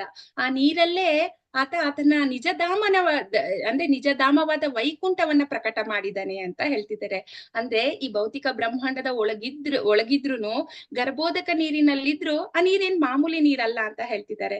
ಅಂದ್ರೆ ಅದು ಸಾಕ್ಷಾತ್ ವೈಕುಂಠ. ಅಂದ್ರೆ ಭಗವಂತ ಎಲ್ಲಿದ್ದಾನೆ ಅದೇ ವೈಕುಂಠ ಅಲ್ವಾ. ಭಗವಂತ ಕೃಷ್ಣಾವತಾರನಾಗಿ ಬಂದಾಗ ವೃಂದಾವನದಲ್ಲಿ ಬರ್ತಾನೆ. ಆ ವೃಂದಾವನದ ಯಥಾರೂಪನೇ ಈ ವೃಂದಾವನ ಅಂತ ಹೇಳ್ತೀವಿ. ಸೊ ಅದರಿಂದ ಅವನಿರ್ತಕ್ಕಂತಹ ಸ್ಥಳವನ್ನೇ ನಾವು ವೈಕುಂಠ ಅಂತ ಹೇಳ್ತೀವಿ. ಅವನು ತನ್ನ ನಿಜಧಾಮವನ್ನಾಗಿ ಇದನ್ನ ಮಾಡ್ದ ಅಂತ. ಮಲ್ಲಿಕಾ ಮಾತಾಜಿ, ಇದ್ರ ಬಗ್ಗೆ ಏನಾದ್ರು ಹೇಳ್ತೀರಾ? ಮಾತಾಜಿ ಹರೇ ಕೃಷ್ಣ. ಅಷ್ಟೇ, ನಿಮ್ಮ ಹಾಗೆ ನನಗೆ ಅಷ್ಟೇ ಗೊತ್ತಿರೋದು ಮಾತಾಜಿ. ಅಂದ್ರೆ ಇದನ್ನಲ್ವಾ ಇವನು ನೋಡ್ತಾನಲ್ವಾ, ಅವರಿಗೆ ತೋರಿಸ್ತಾರಲ್ಲ, ಕರ್ಕೊಂಡೋಗಿ ಆ ವರುಣ ಲೋಕದಲ್ಲಿ. ಯಾರು ಹೇಳಿ ಅವರು ಹಿಂದ್ಗಡೆ ಬರುವಾಗ ಕೃಷ್ಣ ಮತ್ತು ಬಲರಾಮ ಬರುವಾಗ ಅಲ್ಲಿ ತೋರಿಸ್ತಾರಲ್ಲ, ಕೃಷ್ಣ ಬುಕ್ಕಲ್ಲಿ ಕೆಳಗಡೆ ಆ ವೈಕುಂಠ ಧಾಮವನ್ನೇ ತೋರಿಸ್ತಾ ಇದ್ದಾರಲ್ವಾ. ನಾವು ಓದಿದ್ದೇವಲ್ವಾ ಮಾತಾಜಿ. ಅದು ಯಾರಿಗೆ ತೋರಿಸ್ತಾನೆ? ಅಕ್ರೂರನಿಗೆ ತೋರಿಸ್ತಾನೆ ಅಲ್ವಾ. ಸೇಮ್ ಮಾತಾಜಿ, ವೈಕುಂಠ ಲೋಕದ ಆ ತರನೇ ಎಲ್ಲ ಇರುತ್ತೆ. ಶೇಷತಲ್ಪ ಅಲ್ಲಿ ಇರುತ್ತೆ. ಹರೇ ಕೃಷ್ಣ. ನನ್ಗೂ ಇಷ್ಟೇ ಗೊತ್ತಿರೋದು ಮಾತಾಜಿ. ಹೇಳಿದ್ರೆ ಭಗವಂತ ಎಲ್ಲಿ ಇರ್ತಾನೆ ಅದು ವೈಕುಂಠವೇ. ಅದು ಒಳಗೆ ಇದ್ರು ಕೂಡ, ಅದು ಈ ಬ್ರಹ್ಮಾಂಡದ ಒಳಗೆ ಇದ್ರು ಕೂಡ ಅದು ಅಷ್ಟು ಜಾಗ ಅದು ವೈಕುಂಠದ ತರನೇ ಅಲ್ವಾ. ಹರೇ ಕೃಷ್ಣ. ಭಗವಂತ ಎಲ್ಲಿದ್ರೆ ಆ ಸ್ಥಳ ಎಲ್ಲ ವೈಕುಂಠವೇ. ಯಾಕಂದ್ರೆ ಅವನು ಇರತಕ್ಕಂಥದ್ದು ಅವನ ಧಾಮ ಆಗ್ಬಿಡುತ್ತೆ ಅದು. ಹಾಗೆ ಕೃಷ್ಣ ಇದ್ದಿದ್ದಲ್ಲ ವ್ರಜಧಾಮ ಅಂದ್ರೆ ವೃಂದಾವನ ಧಾಮ. ಹಾಗೆ. ಧನ್ಯವಾದಗಳು. ಧನ್ಯವಾದ ಮಾತಾಜಿ. ಶ್ಲೋಕ ಅನಂತ ಶಯ್ಯತೆ ತಾಜ್ಹಾ ಕರಿಲ ಶಯನ, ಸಹಸ್ರ ಮಸ್ತಕ ತಾಂಜ್ರ ಸಹಸ್ರವದನ, ಸಹಸ್ರ ಚರಣ ಹಸ್ತ ಸಹಸ್ರ ನಯನ, ಸರ್ವ ಅವತಾರ ಬೀಜ ಜಗತ್ಕರಣ. ಲೀಲಾ ಮಾತಾಜಿ. ಹರೇ ಕೃಷ್ಣ. ಹರೇ ಕೃಷ್ಣ ಮಾತಾಜಿ. ಹರೇ ಕೃಷ್ಣ. ಶ್ಲೋಕ 100-101. ಅನಂತ ಶಯ್ಯಾತೆ ತಾನ್ಹಾ ಕರೀಲ ಶಯನ ಸಹಸ್ರಮಸ್ತಕ ತಾನ್ರ ಸಹಸ್ರವದನ ಸಹಸ್ರಚರಣ ಹಸ್ತ ಸಹಸ್ರ ನಯನ ಸರ್ವಾವತಾರ ಬೀಜ ಜಗತ್ಕಾರಣ. ಅನಂತ ಶಯ್ಯಾತೆ ಪ್ರಭು ಅನಂತನೆಂಬ ತಲ್ಪದ ಮೇಲೆ ತಾನ್ಹಾ ಅಲ್ಲಿ ಕರೀಲ ಶಯನ ಮಲಗಿದನು ಸಹಸ್ರ ಸಾವಿರಾರು ಮಸ್ತಕ ಶಿರಗಳು ತಾನ್ರ ಅವನ ಸಹಸ್ರವದನ ಸಾವಿರಾರು ಮುಖಗಳು ಸಹಸ್ರ ಸಾವಿರಾರು ಚರಣ ಕಾಲುಗಳು ಹಸ್ತ ಕೈಗಳು ಸಹಸ್ರ ನಯನ ಸಾವಿರಾರು ಕಣ್ಣುಗಳು ಸರ್ವ ಅವತಾರ ಬೀಜ ಎಲ್ಲ ಅವತಾರಗಳ ಬೀಜ ಜಗತ್ ಕಾರಣ ಐಹಿಕ ಪ್ರಪಂಚದ ಕಾರಣ. ಅನುವಾದ ಶ್ರೀಲ ಪ್ರಭುಪಾದವರಿಂದ. ಶ್ರೀಲ ಪ್ರಭುಪಾದವರಿಗೆ ಜಯವಾಗಲಿ. ಅನಂತನನ್ನು ಹಾಸಿಗೆ ಮಾಡಿಕೊಂಡು ಅವನು ಅಲ್ಲಿ ಮಲಗಿದನು. ಪ್ರಭು ಅನಂತನು ದೈವಿಕವಾದ ಸರ್ಪ. ಅವನಿಗೆ ಸಾವಿರಾರು ತಲೆಗಳು, ಸಾವಿರಾರು ಮುಖಗಳು, ಸಾವಿರಾರು ಕಣ್ಣುಗಳು ಮತ್ತು ಸಾವಿರಾರು ಕೈಗಳು. ಅವನು ಎಲ್ಲ ಅವತಾರಗಳ ಬೀಜ ಮತ್ತು ಐಹಿಕ ಪ್ರಪಂಚದ ಕಾರಣ. ಹರೇ ಕೃಷ್ಣ. ಓಕೆ, ಭಾವಾರ್ಥ ಶ್ರೀಲ ಪ್ರಭುಪಾದವರಿಂದ. ಶ್ರೀಲ ಪ್ರಭುಪಾದರಿಗೆ ಜಯವಾಗಲಿ. ಗರ್ಭೋದಕಶಾಹಿ ವಿಷ್ಣುವಿನ ಬೆವರಿನಿಂದ ಪ್ರಥಮತಃ ಸೃಷ್ಟಿಯಾದ ಜಲನಿಧಿಯಲ್ಲಿ ಪ್ರಭುವು ವಿಷ್ಣುವಿನ ಸ್ವ ಅಂಶ ವಿಸ್ತರಣೆಯಾದ ಶೇಷನ ಮೇಲೆ ಪಬಡಿಸಿದ್ದಾನೆ. ಅವನನ್ನು ಶ್ರೀಮದ್ ಭಾಗವತದಲ್ಲಿ ಮತ್ತು 4 ವೇದಗಳಲ್ಲಿ ಹೀಗೆ ವರ್ಣಿಸಲಾಗಿದೆ. ಸಹಸ್ರ ಶೀರ್ಷ ಪುರುಷಃ ಸಹಸ್ರಾಕ್ಷ ಸಹಸ್ರಪಾತ್ ಸ ಭೂಮಿಂ ವಿಶ್ವತೋ ಋತ್ವಾತ್ ಅತಿಷ್ಠ ದಶಾಂಗುಲಂ. ಅನಂತ ಶಯನ ಎಂದು ಕರೆಯಲಾಗುವ ವಿಷ್ಣು ರೂಪಕ್ಕೆ ಸಾವಿರಾರು ಕೈಗಳು ಮತ್ತು ಸಾವಿರಾರು ಕಣ್ಣುಗಳು. ಅವನು ಐಹಿಕ ಪ್ರಪಂಚದೊಳಗಿನ ಎಲ್ಲ ಅವತಾರಗಳ ಕ್ರಿಯಾತ್ಮಕ ಸೃಷ್ಟಿಕರ್ತ. ಹರೇ ಕೃಷ್ಣ ಮಾತಾಜಿ, ಧನ್ಯವಾದಗಳು. ಹರೇ ಕೃಷ್ಣ, ಧನ್ಯವಾದ ಮಾತಾಜಿ. ನಮ್ಗಿಲ್ಲಿ ಕವಿರಾಜ ಗೋಸ್ವಾಮಿ ಅವರು ಅನಂತ ಶೇಷನ ವರ್ಣನೆಯನ್ನ ನಮ್ಗಿಲ್ಲಿ ತಿಳಿಸ್ಕೊಡ್ತಾ ಇದ್ದಾರೆ ಅಲ್ವಾ. ಗರ್ಭೋದಕಶಾಹಿ ವಿಷ್ಣು ಶೇಷಶಯನಾಗಿ ಮಲಗಿದ್ದಾನೆ. ಹಾಗಾದ್ರೆ ಆ ಶೇಷಶಯನ ಹೇಗಿದ್ದಾನೆ? ಸೊ ಇಲ್ಲಿ ಆ ಅನಂತ ಶೇಷ ನಾರ್ಮಲ್ ನಾವು ತಿಳ್ಕೊಂಡಂಗೆ ಮಾಮೂಲಿ ಹಾವಲ್ಲ. ಅವ್ರಿಗೆ 1000 ತಲೆ, 1000 ಮುಖ, ಅಂದ್ರೆ ಸಹಸ್ರ ಮುಖ. 1000 ಅಂದ್ರೆ 1000, 1000ನೇ ಅಂತ ಅರ್ಥ ಮಾಡ್ಕೋಬಾರ್ದು. ಸಹಸ್ರ ಅಂದ್ರೆ ಅನಂತ, ಅನ್ಲಿಮಿಟೆಡ್. ಅವ್ರಿಗೆ ನಾವು ಕೌಂಟ್ ಮಾಡ್ಲಿಕ್ಕೆ ಸಾಧ್ಯ ಆಗೋದಿಲ್ಲ ಅಂತ ಅರ್ಥ ಮಾಡ್ಕೋಬೇಕು ಇಲ್ಲಿ. ಅಷ್ಟು 1000 ತಲೆ, 1000 ಮುಖ, 1000 ಕಣ್ಣು, 1000 ಕೈ, ಹೀಗೆ ಸಾವಿರಾರು ಕಾಲುಗಳು. ಹೀಗೆ ಅಂದ್ರೆ ನಾವು ಊಹಿಸ್ಕೋಬಹುದಲ್ವಾ, ಒಂದು ದೇಹಕ್ಕೆ 1000 ತಲೆ. ಆ ತಲೆಗೆಲ್ಲ ಕಿರೀಟ ಇರುತ್ತೆ, ಪ್ರತಿ ಮುಖದಲ್ಲೂ ನಗು ಅನ್ನೋದಿರುತ್ತೆ. ನಿತ್ಯ ಪ್ರತಿ ಕಣ್ಣಲ್ಲೂ ಕರುಣೆ ಅಲ್ವಾ. ಯಾಕೆಂದ್ರೆ ಭಗವಂತನ ಅಂದ್ರೆ ಇದನ್ನೆಲ್ಲ ನೋಡ್ತೀವಿ ನಾವು. ಸೊ ಆ ಶೇಷ ಎಲ್ಲಾ ಅವತಾರಗಳ ಬೀಜ ಅಂತ ಹೇಳ್ತಿದ್ದಾರೆ. ಅಂದ್ರೆ ಎಲ್ಲಾ ಅವತಾರಗಳು ಆ ಶೇಷನಿಂದ ಬರುತ್ತೆ. ಈ ಶೇಷ ಯಾರು? ನಾವೆಲ್ಲ ತಿಳ್ಕೊಂಡಿದೀವಲ್ವಾ, ಬಲರಾಮನ ವಿಸ್ತರಣೆ ಇವರು ಶೇಷ ಕೂಡ ಅಂತ. ಸೊ ಇದ್ರಲ್ಲಿ ವೇದದಲ್ಲೂ ನಮ್ಗೆ ಇದರ ವರ್ಣನೆಯನ್ನ ಕೊಡ್ತಾರೆ. 4 ವೇದಗಳಲ್ಲೂ ಕೊಡ್ತಾರಂತೆ. ಸಹಸ್ರ ಶೀರ್ಷ ಪುರುಷ ಸಹಸ್ರಾಕ್ಷ ಸಹಸ್ರಪಾತ್ ಅಂದ್ರೆ ನಮ್ಗಿಲ್ಲಿ 1000 ತಲೆ, 1000 ಕಣ್ಣು, 1000 ಕಾಲಿರ್ತಕ್ಕಂತಹ ಪುರುಷ ಇವರು. ಅಂದ್ರೆ ಇದು ಕವಿ ಕಲ್ಪನೆ ಅಲ್ಲ, ಇದು ವೇದದ ಪ್ರಮಾಣ ನಮ್ಗೆ ಹೇಳ್ತಾ ಇರ್ತಕ್ಕಂಥದ್ದು. ಆ ಪುರುಷ ಅನಂತ ಶೇಷ ಸಂಕರ್ಷಣ ಮತ್ತೆ ಬಲರಾಮನ ವಿಸ್ತರಣೆನೆ ಆಗಿದ್ದಾನೆ ಅಂತ. ಈಗ ನಾವು ಒಂದ್ ಎಕ್ಸಾಂಪಲ್ ನೋಡ್ಬೋದು. ಅಂದ್ರೆ ಒಂದು ಮಾವಿನ ಮರಕ್ಕೆ ಕಾರಣ ಏನು? ಮಾವಿನ ಬೀಜ ಅಲ್ವಾ. ಬೀಜ ಚಿಕ್ಕದಾಗಿರುತ್ತೆ, ಮರ ತುಂಬಾ ದೊಡ್ಡದಾಗತ್ತೆ ಅಲ್ವಾ. ಆದ್ರೆ ಬೀಜ ಇಲ್ಲದೆ ಮರ ಇರೋದಿಲ್ಲ. ಅದೇ ರೀತಿ ಎಲ್ಲಾ ಅವತಾರಗಳಿಗೆ ಬೀಜ ಇಲ್ಲಿ ಅನಂತ ಶೇಷ, ಅವನೇ ಸಂಕರ್ಷಣ ಅಂತ ಇಲ್ಲಿ ಹೇಳ್ತಿದ್ದಾರೆ. ಅಂದ್ರೆ ಸಂಕರ್ಷಣನ ತತ್ವನೇ ಅಂತ. ಅಂದ್ರೆ ಕೃಷ್ಣ ಮೊದಲನೇ ವಿಸ್ತರಣೆ, ಕೃಷ್ಣನಿಂದ ಬಲರಾಮ, ಬಲರಾಮನಿಂದ ಸಂಕರ್ಷಣ, ಸಂಕರ್ಷಣನೇ ಈ ಅನಂತ ಶೇಷ. ಅವನಿಂದ ಮತ್ತೆ ಎಲ್ಲಾ ಅವತಾರಗಳು ಬರುತ್ತೆ ಅಂತ ಇಲ್ಲಿ ಹೇಳ್ತಾ ಇದ್ದಾರೆ. ನಂತರ ಇಲ್ಲಿ ಸಾರಿ ಮಾತಾಜಿ ಕಾಲ್. ಈ ಶೇಷ ಯಾರು? ಇನ್ನೊಂದು ಈ ನಿತ್ಯಾನಂದ ರಾಮ, ನಿತ್ಯಾನಂದರೇ ಈ ಶೇಷ ಅಂತ ಹೇಳ್ತಿದ್ದಾರೆ ಅಲ್ವಾ. ಇವರು 1000 ತಲೆಯ ಅನಂತ ಶೇಷ, ಬೇರೆ ಯಾರು ಅಲ್ಲ, ಸಾಕ್ಷಾತ್ ನಿತ್ಯಾನಂದ ಪ್ರಭುಗಳೇ. ಇವರೆಲ್ಲ ಚೈತನ್ಯರ ಲೀಲೆಯಲ್ಲಿ ಅವರು ಏನಾಗಿದ್ದಾರೆ? ಅಣ್ಣನಾಗಿ ಅಲ್ವಾ. ಚೈತನ್ಯ ಮಹಾಪ್ರಭುಗಳ ಅಣ್ಣ, ಗೌರನ ಅಣ್ಣನಾಗಿ ಬಂದಿದ್ದಾರೆ. ಕೃಷ್ಣ ಲೀಲೆಯಲ್ಲಿ ಬಲರಾಮರಾಗಿ ಬಂದು ಇಲ್ಲಿ ಶೇಷನಾಗಿ ಅವರು ಹಾಸಿಗೆಯಾಗಿ ಬಂದಿದ್ದಾರೆ ನೋಡಿ. ಅಂದ್ರೆ ಸೇವೆ ಮಾಡೋಕೆ ಅವನಿಗೆ ಯಾವ ರೂಪ ಬೇಕಾದ್ರೂ ಹಾಕ್ತಾನೆ. ಪ್ರಭು ಮಲಗ್ಲಿಕ್ ಬೇಕು ಅಂದ್ರೆ ಹಾಸಿಗೆ ಹಾಕ್ತಾನೆ, ಕೂರ್ಲಿಕ್ ಬೇಕು ಅಂದ್ರೆ ಸಿಂಹಾಸನ ಹಾಕ್ತಾನೆ. ಅಂದ್ರೆ ಅವನಿಗೆ ಸೇವೆ ಬೇಕು. ಬಲರಾಮ ಯಾವಾಗ್ಲೂ ಕೃಷ್ಣನ್ ಜೊತೆನೆ ಇರ್ತಾನೆ ಅಲ್ವಾ. ಇಲ್ಲಿ ಭಗವಂತ ವೈಕುಂಠದಲ್ಲಿ ಇದ್ರೂನು ಸಹ ಅಥವಾ ಗರ್ಭೋದಕದಲ್ಲಿ ಇದ್ರೂ ಸಹ ಅವನು ಒಂಟಿಯಾಗಿರೋದಿಲ್ಲ. ಅವನು ತನ್ನ ಅಣ್ಣ ನಿತ್ಯಾನಂದ ರಾಮನ ಜೊತೆಯಲ್ಲೇ ಸದಾ ಇರ್ತಾನೆ. ಆ ನಿತ್ಯಾನಂದ ರಾಮ ಭಗವಂತನ ಸೇವೆಯಲ್ಲಿ ಯಾವಾಗ್ಲೂ ತೊಡ್ಕೊಂಡಿರ್ತಾನೆ ಅಂತ ಇಲ್ಲಿ ನಾವು ತಿಳ್ಕೊಬೇಕು. ಶ್ಲೋಕ ತಾಗ್ನೇರ ನಾಭಿ ಪದ್ಮ ಹೈತೆ ಊಟಿಲ ಏಕ ಪದ್ಮ ಸೇಹಿ ಪದ್ಮ ಹೈಲ ಬ್ರಹ್ಮಾರ ಜನ್ಮ ಸದ್ಮ. ಲಲಿತಾ ಮಾತಾಜಿ, ಲಲಿತಾ ಆರ್ ಪೂಜಾರಿ ಮಾತಾಜಿ. ಹರೇ ಕೃಷ್ಣ ಮಾತಾಜಿ. ಹ. ಶ್ಲೋಕ ಹ. 102. ತಾಂಗ್ರಾನಾಭಿ ಪದ್ಮ ಹೈತೆ ಉಥಿಲ ಏಕ ಪದ್ಮ ಸೇಯಿ ಪದ್ಮ ಹೈಲ ಬ್ರಹ್ಮಾರ ಜನ್ಮ ಸದ್ಮ.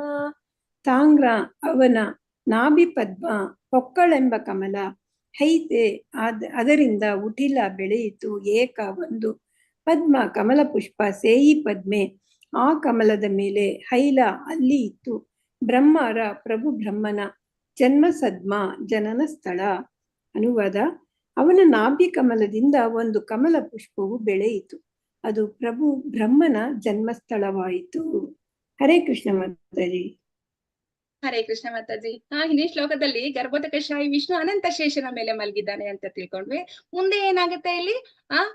ಆ ಗರ್ಭೋದಕ ಸಾಗರದಲ್ಲಿ ಮಲಗಿದ್ದ ವಿಷ್ಣುವಿನ ಒಕ್ಕಳಿನಿಂದ ಒಂದು ಕಮಲದ ದಂಟು ಬೆಳೆಯುತ್ತೆ, ಅದಲ್ಲಿ ಹೂ ಹರಳುತ್ತೆ.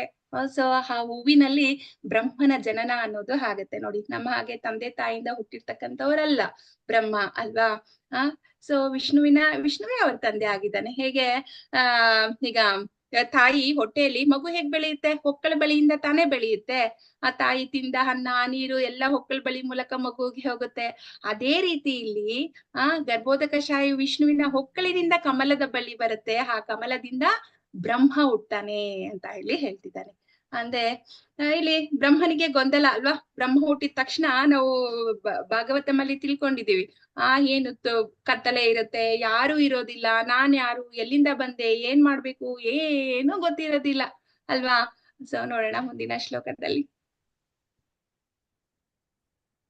14 ಲೋಕಗಳು ಹೇಗಿದೆ ಅಂತ.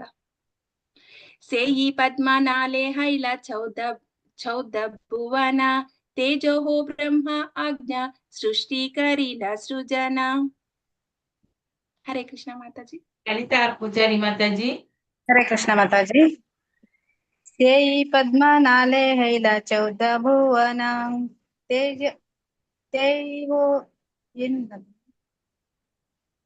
ತೇಯೋ ಬ್ರಹ್ಮ ಹೈ ಸೃಷ್ಟಿ ಕರಿಲ ಸೃಜನ. ಸೇಯಿ ಪದ್ಮ ನಾಲೆ ಆ ಕಮಲದ ಪುಷ್ಪದ ನಾಳದಲ್ಲಿ, ಹೈಲ ಇದ್ದವು, ಚೌದ ಭುವನ 14 ಲೋಕಗಳು, ತೇಯಿ ಹೋ ಸ್ವತಃ ಅವನೇ, ಬ್ರಹ್ಮ ಹೈ ಬ್ರಹ್ಮನಾಗಿ ಆವಿರ್ಭವಿಸಿದನು, ಸೃಷ್ಟಿ ಕರೀಲ ಸೃಜನ ಸೃಷ್ಟಿಸಿದನು. ಅನುವಾದ: ಆ ಕಮಲದ ನಾಳದೊಳಗೆ 14 ಲೋಕಗಳಿದ್ದವು. ಹೀಗೆ ಪರಮ ಪ್ರಭುವು ಬ್ರಹ್ಮನಾಗಿ ಸಮಸ್ತ ಸೃಷ್ಟಿಯನ್ನು ಸೃಷ್ಟಿಸಿದನು.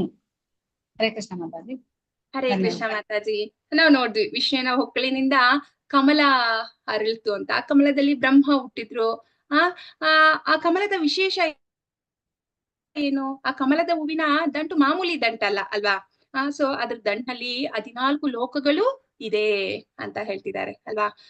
ಸೊ 7 ನಾವ್ ಅವಾಗ್ಲೇ ನೋಡ್ತೀವಲ್ಲ, ಊರ್ಧ್ವ ಲೋಕಗಳು, 7 ಪಾತಾಳ ಲೋಕಗಳು, ಮಧ್ಯದಲ್ಲಿ ಭೂಮಿ, ಕೆಳಗಡೆ ಪಾತಾಳ ಲೋಕಗಳು, ಇದೆಲ್ಲ ಇದೆ ಆ ದಂಟಿನಲ್ಲಿ ಅಂತ. ಮತ್ತೆ ಆ ಕಮಲದಲ್ಲಿ ಬ್ರಹ್ಮದೇವರು ಹುಟ್ಟಿದ್ದು. ಸೊ ನಂತರ ಇಲ್ಲಿ ಬ್ರಹ್ಮ ಸ್ವತಂತ್ರ ಅಲ್ಲ ಇಲ್ಲಿ ಅಲ್ವಾ. ಬ್ರಹ್ಮ ಸೃಷ್ಟಿ ಮಾಡಿದ ಅಂತೀವಿ, ಆದ್ರೆ ಬ್ರಹ್ಮನಿಗೆ ಆ ಶಕ್ತಿ ಎಲ್ಲಿಂದ ಬಂತು? ಗರ್ಭೋದಕಶಾಹಿ ವಿಷ್ಣುನೇ ಶಕ್ತಿಯನ್ನ ಕೊಟ್ಟಿದ್ದು ಅಲ್ವಾ. ಅಂದ್ರೆ ಆ ಕಮಲದಂಟನ್ನ ಮೇಲಿಂದ ಕೆಳಗಿನ ಲೋಕಗಳ ವಡಿಗೆ ಲೋಕಗಳ ವಿಂಗಡಣೆಯನ್ನ ಮಾಡಿದ್ದಾರೆ. ದಂಟಿನ ತುದಿಯಲ್ಲಿ ಅಂದ್ರೆ ಹೂವಿನಲ್ಲಿ ಸತ್ಯಲೋಕ ಅಂತಕ್ಕಂಥದ್ದು ಇರೋದು. ಎಲ್ಲಿ ಬ್ರಹ್ಮನ ಜನನ ಆಯ್ತಲ್ವಾ, ಅದನ್ನ ನಾವು ಸತ್ಯಲೋಕ, ಬ್ರಹ್ಮ ಇರ್ತಕ್ಕಂತಹ ಜಾಗ ಅಂತ ಹೇಳ್ತೀವಿ. ಸೊ ಮಾತಾಜಿ ಇದಕ್ಕೆ ಏನಾದ್ರು ಹ್ಯಾಡ್ ಮಾಡ್ತೀರಾ ಮಾತಾಜಿ? ಮಧುಮಯಿ ಮಾತಾಜಿ. ಹರೇ ಕೃಷ್ಣ ಮಾತಾಜಿಯಲ್ಲಿ ಹೇಳಿದ್ದೀರಲ್ವಾ, ಇಷ್ಟೇ ಇರೋದು ಇದರಲ್ಲಿ ಅಲ್ವಾ. ಶ್ಲೋಕ: ವಿಷ್ಣು ರೂಪಾಯ ಕರೆ ಜಗತ್ ಪಾಲನೆ ಗುಣಾತೀತ ವಿಷ್ಣು ಸ್ಪರ್ಶ ನಾಹಿ ಮಾಯ ಗುಣೆ. ಹರೇ ಕೃಷ್ಣ ಮಾತಾಜಿ. ರಾಜು ಪ್ರಭುಜಿ ರೆಡಿ ಆಗಿ. ಎಸ್ ಮಾತಾಜಿ. ಹರೇ ಕೃಷ್ಣ ಓದ್ಲಾ? ಶ್ಲೋಕ 104. ವಿಷ್ಣು ರೂಪ ಆಯಾಕರೆ ಜಗತ್ತ ಪಾಲನೆ ಗುಣಾತೀತ ವಿಷ್ಣು ಸ್ಪರ್ಶ ನಾಹಿ ಮಾಯ ಗುಣೆ. ವಿಷ್ಣು ರೂಪ ಪ್ರಭು ವಿಷ್ಣುವಿನ ರೂಪ, ಆಯಾ ಉಂಟಾಗುವುದು, ಕರೆ ಮಾಡುವುದು, ಜಗತ್ಪಾಲನೆ, ಪ್ರಪಂಚದ ಪಾಲನೆ, ಗುಣ ಅತೀತ, ಐಹಿಕ ಗುಣಗಳಿಗೆ ಅತೀತನಾದ ವಿಷ್ಣು ಪ್ರಭು. ವಿಷ್ಣು ಸ್ಪರ್ಶ ಸೋಕುವುದು, ನಾಯಿ ಇಲ್ಲ ಮಾಯೆ, ಗುಣೆ ಐಹಿಕ ಗುಣಗಳಲ್ಲಿ ಅನುವಾದ. ಪ್ರಭು ವಿಷ್ಣುವಾಗಿ ಅವನು ಸಮಸ್ತ ಜಗತ್ತನ್ನು ಪಾಲನೆ ಮಾಡುತ್ತಾನೆ. ಪ್ರಭು ವಿಷ್ಣುವು ಎಲ್ಲ ಐಹಿಕ ಗುಣಗಳಿಗೆ ಅತೀತನಾದುದರಿಂದ ಐಹಿಕ ಗುಣಗಳ ಸ್ಪರ್ಶವನ್ನು. ಭಾವಾರ್ಥ ಪ್ರಭುಪಾದವರಿಂದ ಪ್ರಭುಪಾದವರಿಗೆ ಜಯವಾಗಲಿ. ಸ್ವಲ್ಪ ಮೇಲೆ ಮಾತಾಡಿ. ಭಾವಾರ್ಥ ಶ್ರೀ ಬಲದೇವ ವಿದ್ಯಾಭೂಷಣರು ಹೀಗೆ ಹೇಳುತ್ತಾರೆ: ಐಹಿಕ ಪ್ರಪಂಚದಲ್ಲಿ ಸತ್ವಗುಣದ ಪ್ರಧಾನ ದೇವತೆಯು ವಿಷ್ಣುವಾಗಿದ್ದರೂ ಅವನು ಎಂದೂ ಸತ್ವಗುಣದಿಂದ ಬಾಧಿತನಲ್ಲ. ಏಕೆಂದರೆ ಅವನು ತನ್ನ ಪರಮ ಮನಸ್ಸಿನಿಂದಲೇ ಆ ಗುಣವನ್ನು ನಿರ್ದೇಶಿಸುತ್ತಾನೆ. ಎಲ್ಲ ಜೀವಿಗಳು ಎಲ್ಲ ಸಂಪತ್ತುಗಳನ್ನು ಕೇವಲ ಪ್ರಭುವಿನ ಇಚ್ಛೆಯಿಂದಲೇ ಗಳಿಸಬಹುದು ಎಂದು ಹೇಳಲಾಗಿದೆ. ಅದೇ ವಿಷ್ಣುವೇ ಬೇರೆ ಬೇರೆ ಬೇರೆ ಗುಣಗಳನ್ನು ನಿರ್ದೇಶಿಸಲು ಬ್ರಹ್ಮ ಮತ್ತು ಶಿವನಾಗಿ ವಿಸ್ತರಿಸಿಕೊಳ್ಳುತ್ತಾನೆ ಎಂದು ವಾಮನ ಪುರಾಣದಲ್ಲಿ ಹೇಳಲಾಗಿದೆ. ಪ್ರಭು ವಿಷ್ಣುವು ಸತ್ವ ಗುಣಗಳನ್ನು ವಿಸ್ತರಿಸುವುದರಿಂದ ಅವನಿಗೆ ಸಾತ್ವತ್ವನು ಎಂಬ ಹೆಸರು ಬಂದಿದೆ. ಕ್ಷೀರೋದಕ ಶಾಹಿ ವಿಷ್ಣುವಿನ ಅನಂತ ಅವತಾರಗಳು ಸಾತ್ವತ್ವನು ಎಂದು ಹೆಸರಾಗಿವೆ. ಆದ್ದರಿಂದ ವಿಷ್ಣುವು ಎಲ್ಲ ಐಹಿಕ ಗುಣಗಳಿಂದ ಮುಕ್ತನಾಗಿದ್ದಾನೆ ಎಂದು ಎಲ್ಲ ವೈದಿಕ ಧರ್ಮ ಗ್ರಂಥಗಳಲ್ಲೂ ವರ್ಣಿಸಲಾಗಿದೆ.